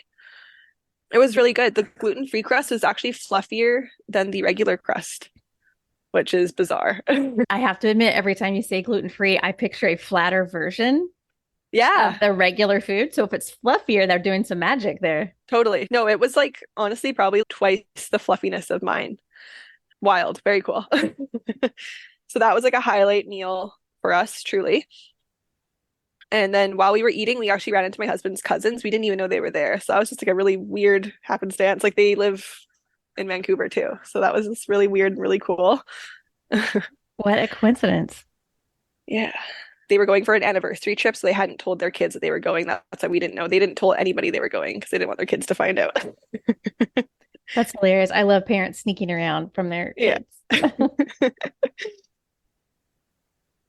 Yeah, so we had booked Matterhorn for our lightning lanes, but then it was going to be happening at the same time as their Indiana Jones lightning lanes. So that, again, it was like us separating to do it. And what I ended up doing was canceling the Matterhorn so that we could get onto Small World with my son. My husband went on to Indiana because Small World has a 20-minute wait or immediate Genie Plus. And I was like, okay, let's just skip the line, which is hilarious, transferring a really good fast pass to Small World, but we did it. Yeah, it worked. It's what worked for you. Yeah. And then I got to book Matterhorn for 20 minutes after that. Still, it was still there by the time after we got off the ride, which was good. And he loved it. Again, a boat. So that was a hit. And I liked it because I got to rest my feet for quite a good amount of time, which was good. So yeah, then we did Indiana, wandering the shops while he slept. And I checked Matterhorn before using our lightning lanes for the single rider line this time. But the single rider line was like out of the queue. So in this case, the lightning lane was a better option. And Disney World people will notice she is talking about single rider lines more than you would at Disney World because they have more options at Disneyland. Oh, I didn't even know that. Cool. They do. There's only a few at Disney World, but Disneyland's always had more, which is very confusing. I feel like that could be a whole side topic because, okay, if you did it out there, why couldn't you build the queues to accommodate it? Or if the ride vehicles lend themselves to single riders, then they should work on both coasts. But that's not how it works in Florida. Interesting. I know, it's weird. Cool. So then I got the banana cream cold brew from Galactic Grill. That was really good. Yeah, I did Matterhorn. Then we did the sailing ship Columbia. It was very hot. I wouldn't do it. But that was like probably like 2 or 3 p.m. Wouldn't do it at that time of day. I was really planning on the Mark Twain being open just because it was so fun. How they have Kiana on it now and they have bands playing on it now. And then of course it was under refurbishment. And then this one, it's not even undercover. You're just out in the sun. It's just hot. But we got to go on a lot of pirate boats this trip. So we had to keep that theme going for my son. Mm-hmm. Yeah. Then we had our Oga reservation this afternoon. So we walked through Galaxy's Edge and got some pictures taken as a family at the Millennium Falcon. This time there was like people in the background, but this photographer was just incredible. They got my son smiling for the first time. Like I mentioned, he was like afraid of the cameras the whole time, but they got him happy. And there's one photo that she called like his LinkedIn photo because he's like crossing his hands in front of his chest, like all calm and looks like he's posing for an interview. I love the idea of a 2.5-year-old having a LinkedIn photo from Galaxy's Edge. Yeah. That is hilarious. And he was very much in our arms this entire trip up until that point. We weren't allowed to put him on the ground. He wouldn't sit in the stroller. It's just so much new environments and so many crowds. So he really needed the comfort of us holding him, but she got him to be on the ground by himself for the first time. So she was just incredible. Yeah, really skilled photographer. And we went to Oga's, which again was just such a, been waiting for that for a long time. We got a table, which I was so excited about. That was going to be my next statement because I was going to say, are you standing with your toddler? I know. Yeah, he would have made us hold him the whole time for sure. And there was like a family at one of the standing tables across from us that was like, I don't know, had maybe like a 10-month-old that they were having to hold on to the whole time. And I'm like, man, that would have sucked. It does. I think people with kids really have to have some caution because you never know. Totally. No, we really lucked out. And it was like a fun table of other locals. So they were like excited that we were getting to experience it for the first time while they got to see us. So yeah, we got the blue bantha because my kiddo had been requesting blue milk again. And then my husband got the Jedi mind trick. I got the fuzzy tauntaun because I had to. And that was really cool. It's funny because it was like a slow burn. You don't really expect it to actually start. You're like, oh, this is fine. There's little tingles, and all of a sudden it hits you. Lives up to its name. Yeah. And then we both got the purple glandus, I think it's called, after that. And that was really yummy. And while we were there, we mobile ordered for Jolly Holiday for dinner because they have good gluten-free options there too. And on our way over, we stopped for a Pula Blossom slush, which is like a cold brew. I don't know. It's like a ubi plum slushy with like cold brew on top, which sounds really weird. It's plant-based. It was really good. It was really good. It wasn't too sweet. Again, maybe the texture might be a bit weird for people who don't like the blue milk texture, but it was good for us. We liked it. We wanted to stop at Winnie the Pooh because my kid requested it on our way back. It was a posted 10-minute, but it broke down. And then he decided it was worth the wait. So it wasn't actually a 20-minute wait for us, which was brutal for what it is. Your son decided it was worth the wait? Yeah. Or do you want to go and do something else, or do you want to stay here? He's stay for the honeycomb. Okay. Yep. We did the Jolly Holiday dinner. So it's just like a grilled cheese with tomato soup for both the gluten-free and the regular. The gluten-free one comes on a different, it's like a bun instead of bread. So again, it lets you know that it's different, which is always reassuring. The soup was just so good. It always is so good, but it really was good. You need visual cues with the gluten-free stuff. Yes, otherwise it's very concerning. That's harder with other things. If you're dairy-free, it's not super obvious. Exactly. Yeah. And then the boys headed to Oogie Boogie Bash. So this is all part of like our plan of getting that separate adult time for the person who's going to be stuck doing bedtime. So I went to Rise. It was a 40-minute wait when I had first started walking there. And I was like, okay, I think I'm just going to wait through it. I want to see the regular queue.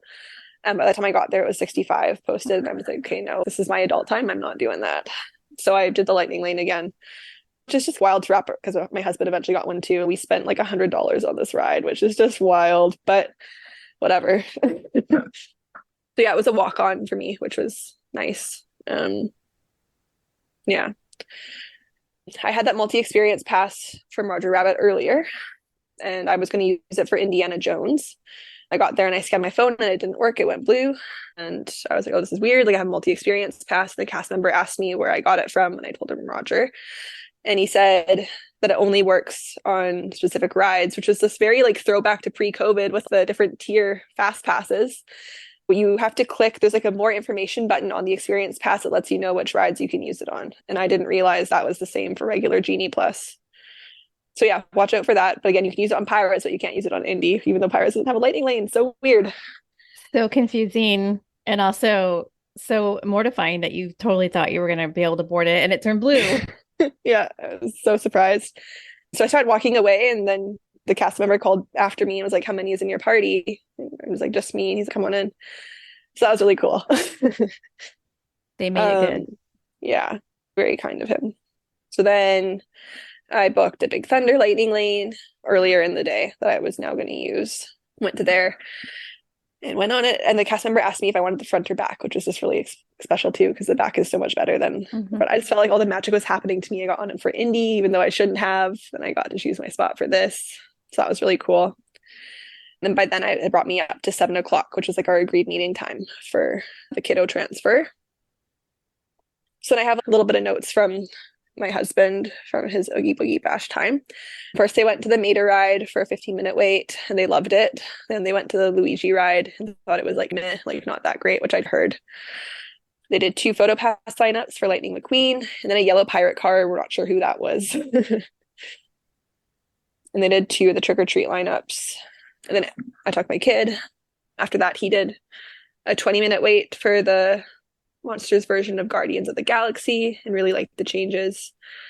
Did the Incredicoaster, said how it was like really better at night because we thought the Incredicoaster during the day, the changes that they made weren't really like worth it or anything special. But he said it was a really good change. He really liked the Sid. He said Sid was his favorite of the trick-or-treat trails because he's just like insulting people the whole time and made fun of you if you try to take a picture of him or with him. Yeah. And then Goofy Sky School was another thing that was a priority for us, which might sound weird. But there's a local theme park here that used to have the same version of that ride, and it's been closed for like probably 10 years. So we did that for nostalgia. He didn't love Villains Grove. He didn't. I've heard. No, he said it was a nice. I love it. I know he said it was a nice break, but not like anything that special. Then he did Monsters After Dark again, and then he did 3 more treat trails. He thought he missed the parade because he like forgot about it, but he went to the Carthay Circle roundabout and ended up seeing the whole thing other than like the Headless Horseman, because that's of course like the last place that they go for the parade. So he just got to watch the whole thing just by going to the end. And then he was right close to the exit to leave. So he just walked right out. Perfect. Mm-hmm. That's the end of that day. Day 4. The next day you had planned as a non-park day, but you were still very busy. You'll have to fill us in on your resort day / dining reservation, Yes. etc. So our sleep-in day was not a sleep-in day because my kids still woke up at 6:30. Thank you so much. Sleep-in days don't happen when they're that little. That's so sad. Yeah. We walked to Goofy's Kitchen. It was very far and confusing to get there. So if you're looking at a map, again, we are like right there, so close to the hotel with where our hotel was. But we had to go on a very different route. And it was like Google's walking times are definitely off. Our hotel is definitely a 12-minute walk from the front door to security, but it says it takes 18 minutes on Google. And for this one, it said it took 26 or 28 minutes to get there, but that was actually true for us. And then we kept on trying to get to the hotel, but there's all these gates that you need your keys for. One of the main entrances is just a gate to get to the parking area. So you think that you should walk through there, but you can't. We allowed extra time, but I would have allowed even more extra time. I think we only got to our reservation like a couple minutes early, which was just quite stressful. That's quite a walk. Yeah, which is just, I don't know. It's just wild because it really shouldn't have been that far, but that's just the way the roads are built there. I put that I would probably recommend going through downtown Disney for simplicity. If you walk that way and then just walk straight through downtown Disney, it's very straightforward. But if you do what Google says to do, it's just it's a journey. How was Goofy's Kitchen? So good.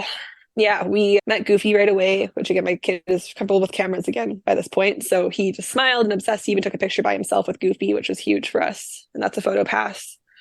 Picture 2, which is awesome. And they do some, I guess it's like a frame that they put around it. It's not like a magic shot, but there's like a special frame that they put on the image for the Halloween. And Goofy was like dressed as a tree. I thought he was going to be a skeleton because I'd seen that in the past, but I guess this year he's a tree, which is funny. But yeah, that was good. Yeah, there's vegan hash, those tortilla chips and the broth again. I don't want to say the word, but they had those there. Peanut butter pizza, Nutella strawberry pizza, orange pancakes were like the Halloween item. They were just orange colored. And then they brought out gluten-free waffles for my husband. These ones did not look different. So we were a bit like, they came from the kitchen, so like it should be fine. But again, it's a lot more comforting if you can see the difference. It was such a highlight of the trip. My kid, I know everybody talks about how character dining is so worth it when you have kids, but it really is just so worth it. Every single time a character came to the table, he would just light up and he was giving them great big hugs, which was just very brave for him. And he was just so excited. And he like even knows the difference between Chip and Dale now, which is pretty shocking for a 2-year-old. That is pretty good. Yeah. And it was just so cute. It was just so cute. I can't handle it. And then they did like the Halloween parade dance. I remember from all like my Disney World research, like there's like the putting the napkins above your head, like this at like Chef Mickey's. Nobody was doing it except for us, even though the speaker told you to do it, which I thought was lame. But yeah, they have like the Halloween, the same music as the Halloween parade is what the characters dance around to because it's the special Halloween breakfast. And they're like, it's a good song. It's a really good song. Is it stuck in your head now? Yeah, forever. And then, yeah, there was like the dessert. They had a pumpkin blondie. So that was like another like special Halloween thing. But there really weren't that many Halloween offerings. The main difference was just like the costumes and the decoration. We did get charged for 3 adults, but we caught it and then said to change it to 2 because he was free. But just to check your receipts because that was shocking. So yeah, I've seen online a lot of people don't really seem to think like the Halloween breakfast is really worth like the price markup, which I would agree with. But for us, it was like I wanted to go there and it happened to be that during our trips, so I would have paid it again. You just wanted to go to Goofy's Kitchen. Yeah. But it really wasn't that Halloween-y or that special if you've been there before. So we went to Trader Sam's. It was very slow service, very slow to get in. We had the very first, we booked 11:30 reservation, which was like the first time slot available. But they didn't even let us in for 20 minutes. And they were like seating other people first. But it was still really cool to get to be there when we did go in. My kid didn't love it, I think, which kind of surprised me because I thought he'd think that the lighting and stuff would be cool since it's much more mellow than like a Pirates of the Caribbean bombs going off type of thing. But I think because it was real people reacting, that he couldn't tell the difference between, he's like, why are these people yelling? He didn't love it. But it reminds me of Rainforest Cafe, which is it is where people take their kids a lot, but not all kids are cool with the effects, and it can be quite intimidating. Yeah, definitely. The prices also weren't listed for the drinks on the menus or in the app, which is like weird. So we got scared and just got the drinks that didn't have souvenir cups because we asked and they said that you would pay the same price whether you got the souvenir cup or not, which I thought that was always like a hack because you just get not the souvenir cup. So that was surprising too. But again, that was like on my bucket list. So it was nice to get to go there and it was really cool. And like the the bartenders are having so much fun. It's just nice to see people enjoying their job and get to be part of something like that. I would not recommend going after Goofy's Kitchen breakfast just because you're so full. But again, it was just like convenience. And especially now knowing how complicated it was to get there, it was like, that was the right call for sure. It's right there. Yeah. But I don't recommend doing it one after the other. So we had our plans of going through downtown Disney while my kid slept for his nap. But I guess because this day was more chill to him somehow, that he was just like, or maybe just so hyped up on sugar from Goofy's Kitchen. He doesn't get sugar at home. So it was, he just wouldn't nap. He was so wild. So he didn't fall asleep till 3, which was like 2 hours later than we expected. So it was a lot of us like trying to kill time, trying to get him to fall asleep. But when he finally did, we wanted to go to Salt and Straw. That was like a priority for us too, just because such bizarre flavors. Truly bizarre. Some better than others. Totally. Yeah. What'd you get? I got the vegan peanut butter brittle, and then my husband just got like the salt and caramel one. But they had a chocolate potato salad one, which potato salad. Yeah, and it was a potato cookie was in it. So we taste tested that one, but then we found out that the cookie was in it, so it wasn't actually gluten-free. We should have asked beforehand. But we didn't realize that chocolate potato salad wasn't going to be gluten-free. That's on us, but they just keep outdoing themselves. Right. I just watched an episode of MasterChef where Gordon Ramsay says, this tastes like chocolate scrambled eggs. And I couldn't get that out of my head. But now chocolate potato salad. Yeah. Yeah, they'd be like, yeah, that's a good idea. Let's make that a flavor.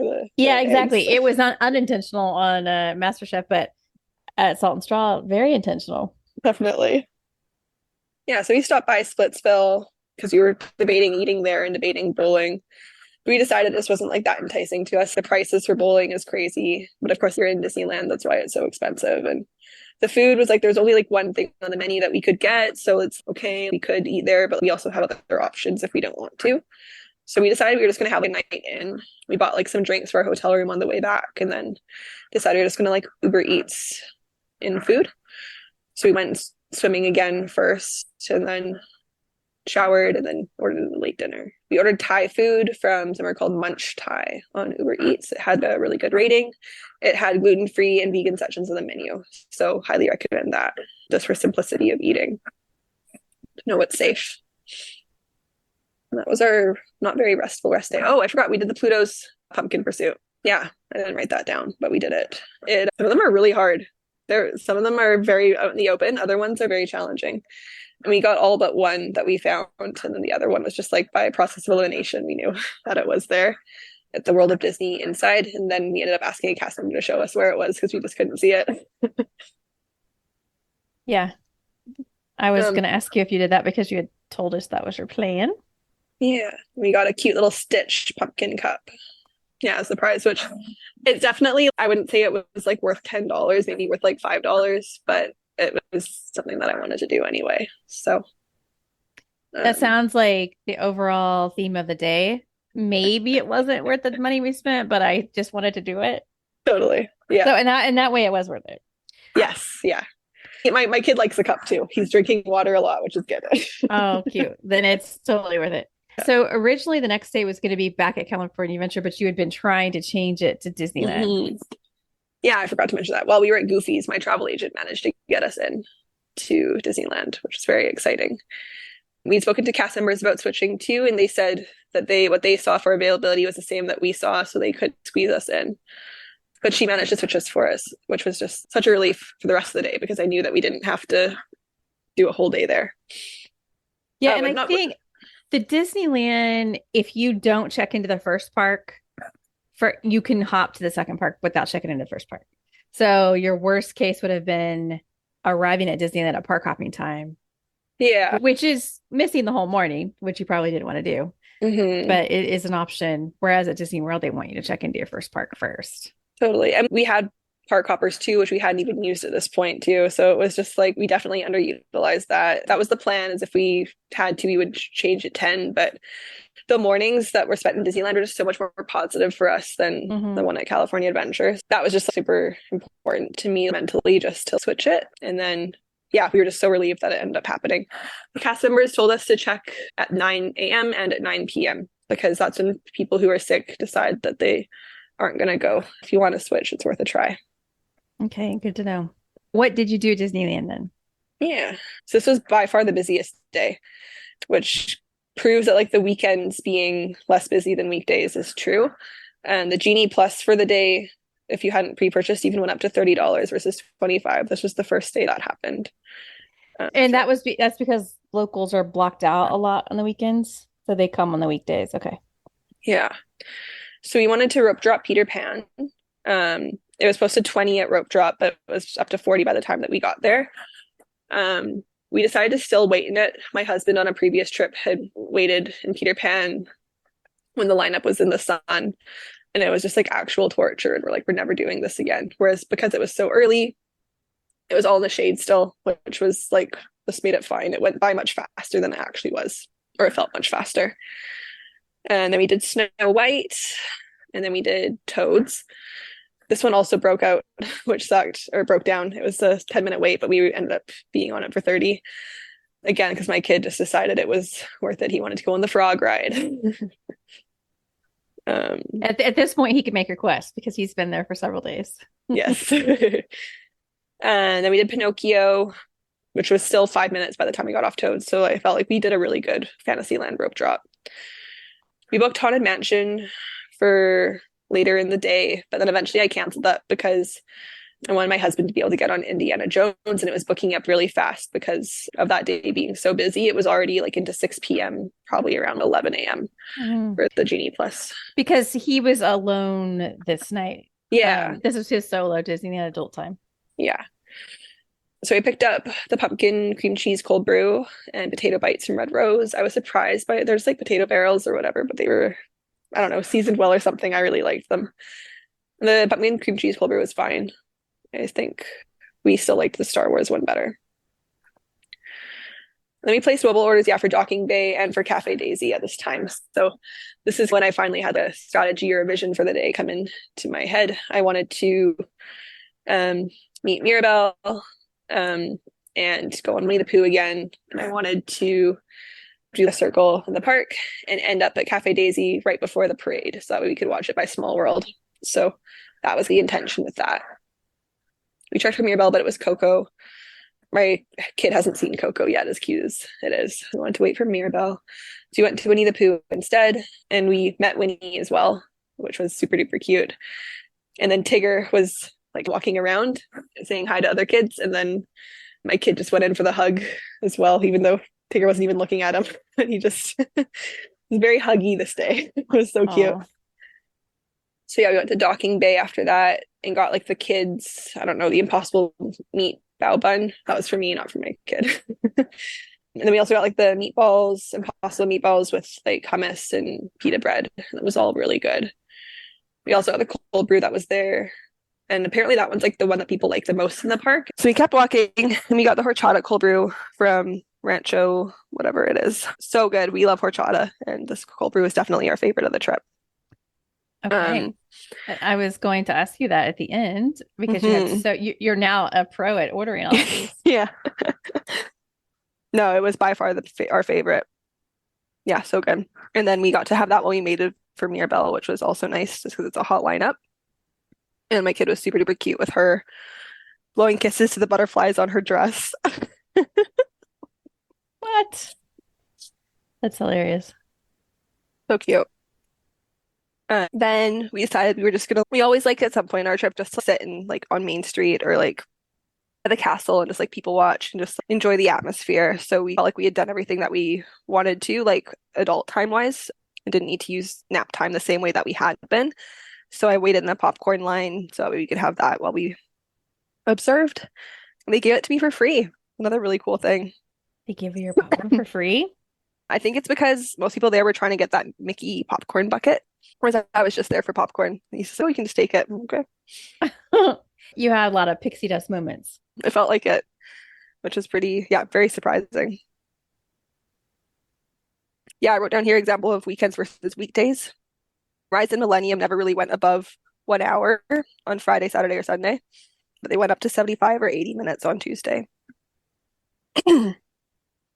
That is so not intuitive if you're a Disney World person. Yeah, very shocking. But the blockout dates are a huge factor there. Then it was, we hadn't done our silhouettes yet, so we really want to get the silhouettes done. But every time we went, they either told us that the lineup was closed or it just looked too long. But now it was the last day of our trip. We had to go. And it was a 30 to 40 minute wait, which was just like long. But for silhouette, they told us, the cast members, that social media made them very popular. And that a matter of years ago, it may have been like a few per day, and now it's hundreds. You got to prioritize them. Yeah. It's so funny because they've been around forever. And so I just thought, oh, everyone knows who they are. We certainly do talk about them because we think it's a great souvenir. But it is. Yeah. I didn't know the word was just now getting out to a lot of people. No, I was quite surprised by that. So cute, and so cool. I don't understand. You were talking about how do you discover that's a talent of yours? Yes. and a fast talent. Like how? So weird, so cool, but I just don't know how you discover that. I don't either. I'm gonna go ahead and guess it's not a talent I'll ever have. No. So I'm thankful for the people that know how to do that. Definitely. We decided to get our whole family done, which wasn't really like we just wanted to get my son done, but the family ones just looked so cute. We did it, which was so cool. Then we did the monorail, which my son loved. It was, I don't know, I just didn't really realize it was only 2 stops. I thought that we were going to get to a few more things, but then, it's very much just a back and forth, but it was still good for my kid who loves transportation. It's the nice long path. Mm-hmm. So did you just take it round trip? Is that what you did? Or did you get off? Yeah, we just did it as a ride for my kid. Didn't need to get off in downtown Disney. You know what? It is a ride. Mm-hmm. And we have something, we call it a sky train here, but like a similar type of transportation thing here. Mm-hmm. And it's so loud and horrible and screeching. And this one, of course, is 100 years old, not actually, and it's so quiet by comparison. Yeah, they did a really good job making it. So we got the flop overs from Cafe Daisy. Again, it was just like a highlight for us, so we wanted to get them again. And then me and my son got our spot for the parade, which was in the sun. And it was horrible and hot, and we hadn't gotten sunburned yet, but we got sunburned. But it was so worth it. I don't know if this was the same Pluto or if Pluto remembered us from the day before, but it really felt like it because they were just like in the parade They saw us, they stopped what they were doing and ran straight to us and hugged my son and spent, I don't know, 30 seconds or a minute with him and then had to run back and catch up with the rest of the parade. That's amazing. I was like crying. It was it was a lot. That's a fantastic thing to have right at the end of your trip. Mm-hmm. Because we kept procrastinating the parade, and then it was just like, okay, yeah, like that moment there made it all worth it. It was a really good parade for sure. I don't know. It's just so cool. And it's just like seeing the magic and being like, my kid's special and seeing other people see it too is just cool. Mm-hmm. But it was hot. It was so hot. I definitely that was like the 3:30 parade. I know that we should have done the 6:30. If we hadn't had our Oogie Boogie, then we would have done 6:30 parade for sure. That was something where I'm like, this is the wrong decision, but it's right for our trip. Mm-hmm. Yeah, you had to. Yeah. And then we booked Lightning Lane. We've been looking, oh my goodness, we've been looking all day for a 4:30 or later reservation, or sorry, Lightning Lane for the Grizzly Peak ride in California Adventure. It was always like 5 minutes later, like just nobody was booking this ride. And we wanted to do it as like our one time that we park hop for the end of the trip. But we needed to be late enough that we didn't have to go back to Disneyland before my Oogie Boogie time. So it was just, yeah, a lot of looking. Finally, it got late enough in the day for us to book it. I just think nobody uses Genie Plus in California Adventure. That's like my main takeaway, other than on Monsters Inc. apparently. But yeah, the one thing. Yeah. But it was just a lot of, yeah, checking back and it being way too early still. So then my husband went on Grizzly Peak. My son was staring at like the airplane that's like nearby to that, like the decoration. And then while we were there, near Soren. Mm-hmm. Okay, I was trying to picture where that was. Yeah. And then while we were there, Pluto came up behind us and gave him another hug. And I really doubt that was the same one, but it was just like this reoccurring Pluto magic. It kept happening. Pluto would have had to have a park hopper that day. Yes, would have. But that was so cool because I know that Pluto meets there, but that's not why we were there. We're just there because it was an airplane, which is the coolest thing ever. And then we got surprised by that. So we didn't even have to wait in line for a Pluto meet and greet. It was fantastic. Fun. And then I got to go on Grizzly Peak, and that's just so worth it because rides like the one in Animal Kingdom where you just get wet for the sake of being wet. This was actually fun. I also feel like it must be a lot easier to dry in California because it's not damp air the same way that Florida is. Yeah, the humidity makes a difference. Yeah. So that one was really fun. We wanted to make sure that we got to do it.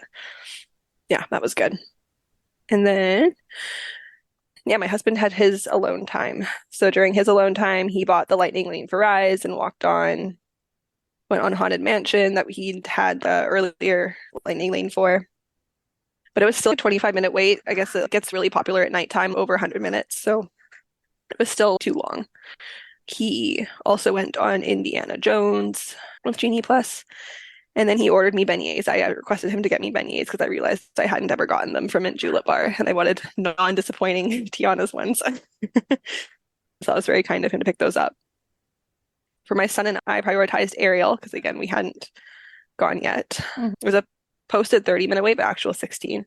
So that was at 5:30 p.m. So just before the party started, but not quite. So I guess it was already people clearing out. By this, he was really in the groove, which was sad because it was the last day. He pulled on the lap bar down on his own. I'm like, oh, he understands what to do now. But that one was really cute. And then when we got out, I saw a lineup forming, a photo pass place, but I didn't know what it was for. We got out at 5:57, so I just thought, okay, we're going to line up wherever this is. I don't know what this is because the brochures for Oogie Boogie are actually useless. They don't say what you're going to. They just say that something is there, but they don't say what the something is. We blindly lined up. Ended up meeting Bruno. That was cute. He moved his body in a very accurate way. It was pretty cool. Very sheepish. And then I asked around about, because I know that like the allergy bags usually for like trick-or-treating, but they didn't have any this year apparently. Interesting. There's many gluten-free options in the bag, I will say. I think the only thing that my husband couldn't have was like goldfish crackers and Twix bars, but everything else is gluten-free technically. So pretty good. And then I'd say there's like a medium amount of plant-based options because there's like maybe 4 chocolate bars, but then there still is like Skittles and Starburst and then like fruit and vegetables, but not great options for plant-based eaters. I don't know. I asked, maybe that's just that one cast member didn't know, but I thought allergy bags were a thing. So I don't know. Should be. Yeah. Not a big deal for us. I didn't end up actually even getting any because, of course, we had to fly home. So I didn't really want to. My husband had done it, and I didn't want to bring anything else home with me. But we went through the Ernesto treat trail and the Oogie Boogie treat trail. Those are like my priorities of the ones that were there.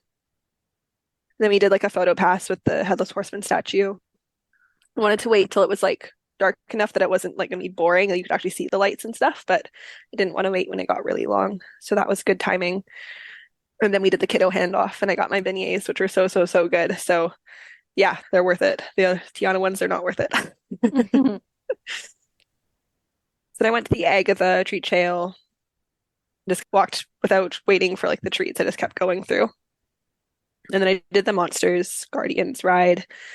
And that was so fun. And so cool how they're able to change the ride like that because there is like screens that they can change. And then even like the Rocket animatronic, they can just get him to say different things too. And it's just nice that they can switch it up like that.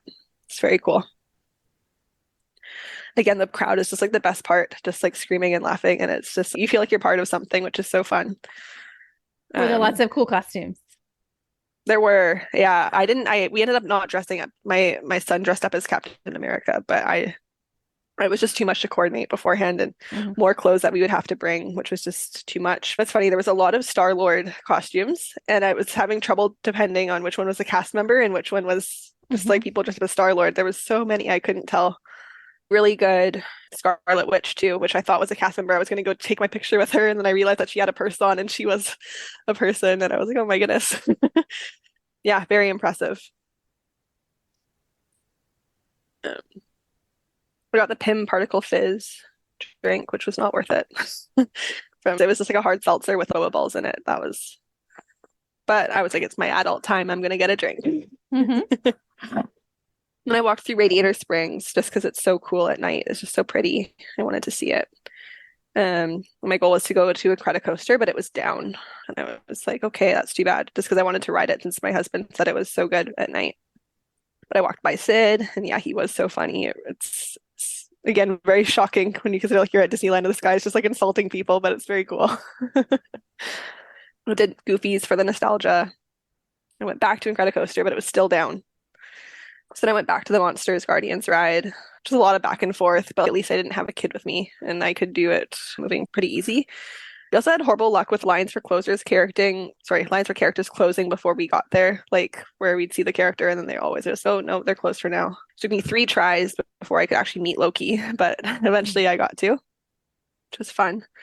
I was surprised now that I was meeting a character without a kid. He took a good time to talk to me and it was still, I don't know, I still felt special, which was nice. I think they probably have gotten used to people being solo or without kids or whatever. So I'm glad. There was a time when I felt like cast members ignored you if you didn't have a little one, but now I think it's just normal. Yeah, no, I was expecting to feel like, why am I here? You shouldn't, this isn't for you, but it still felt like it was for me, which was cool. I did Monsters again, which was so good.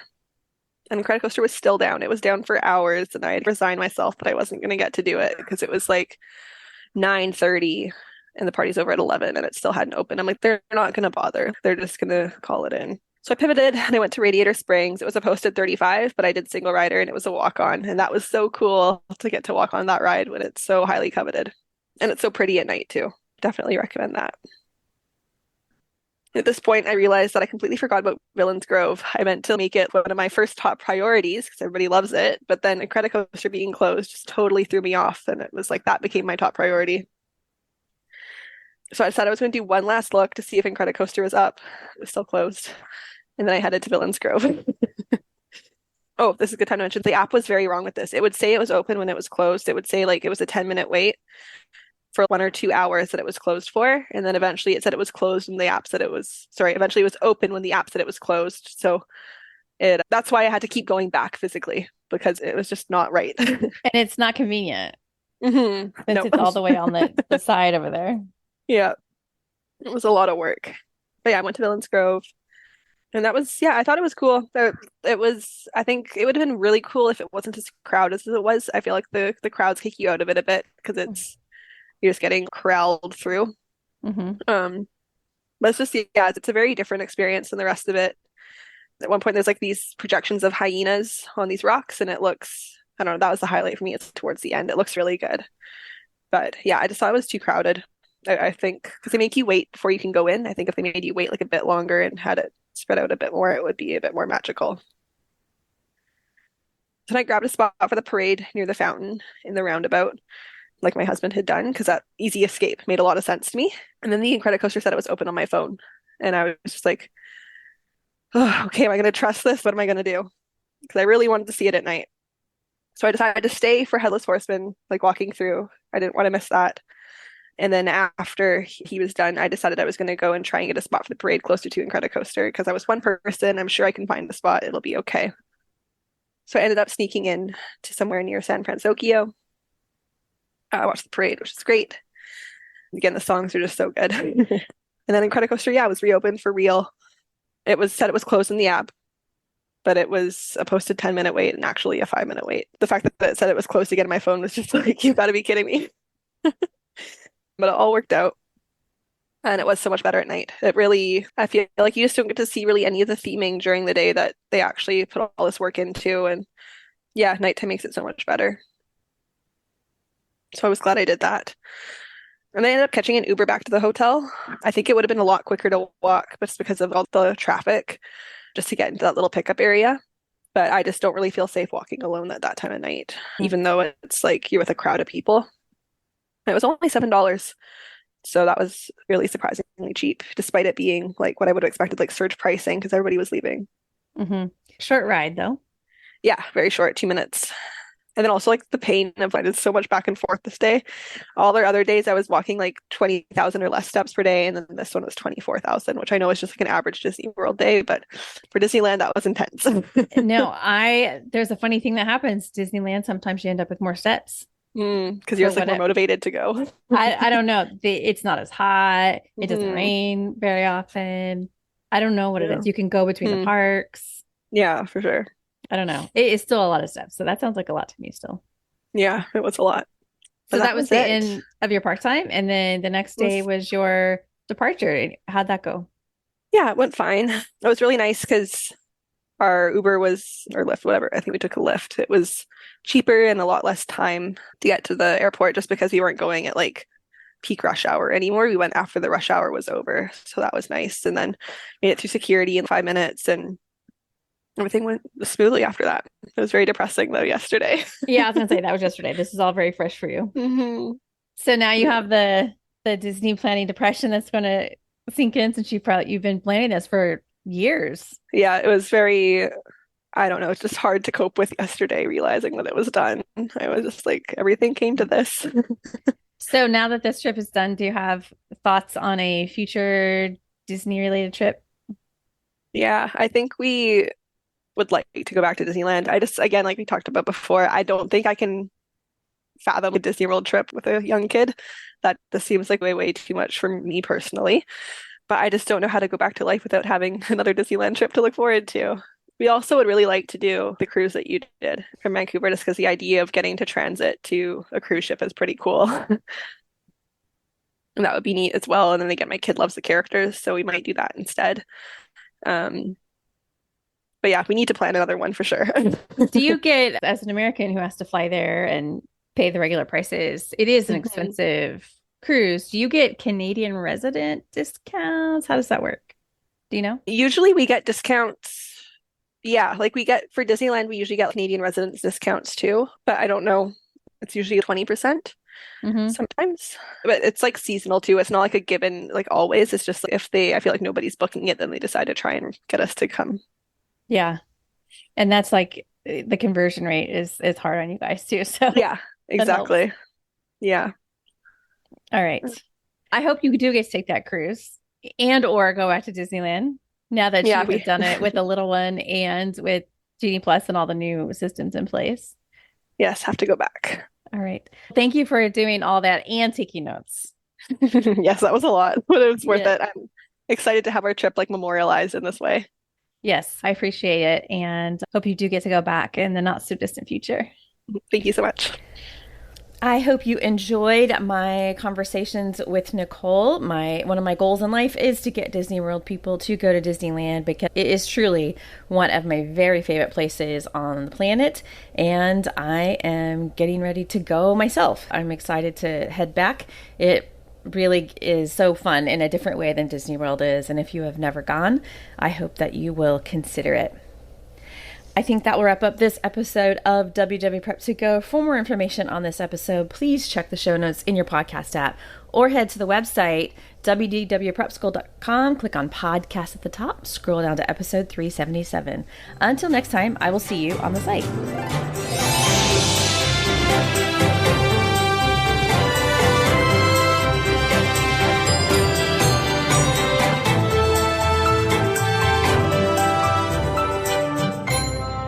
When you visit Arizona, time is measured in moments, not minutes. Like the moment your work stress disappears as you kayak through the canyons. Or the moment you discover the life-changing effects of prickly pear chocolate. But nothing beats the moment you see the Grand Canyon for the very first time.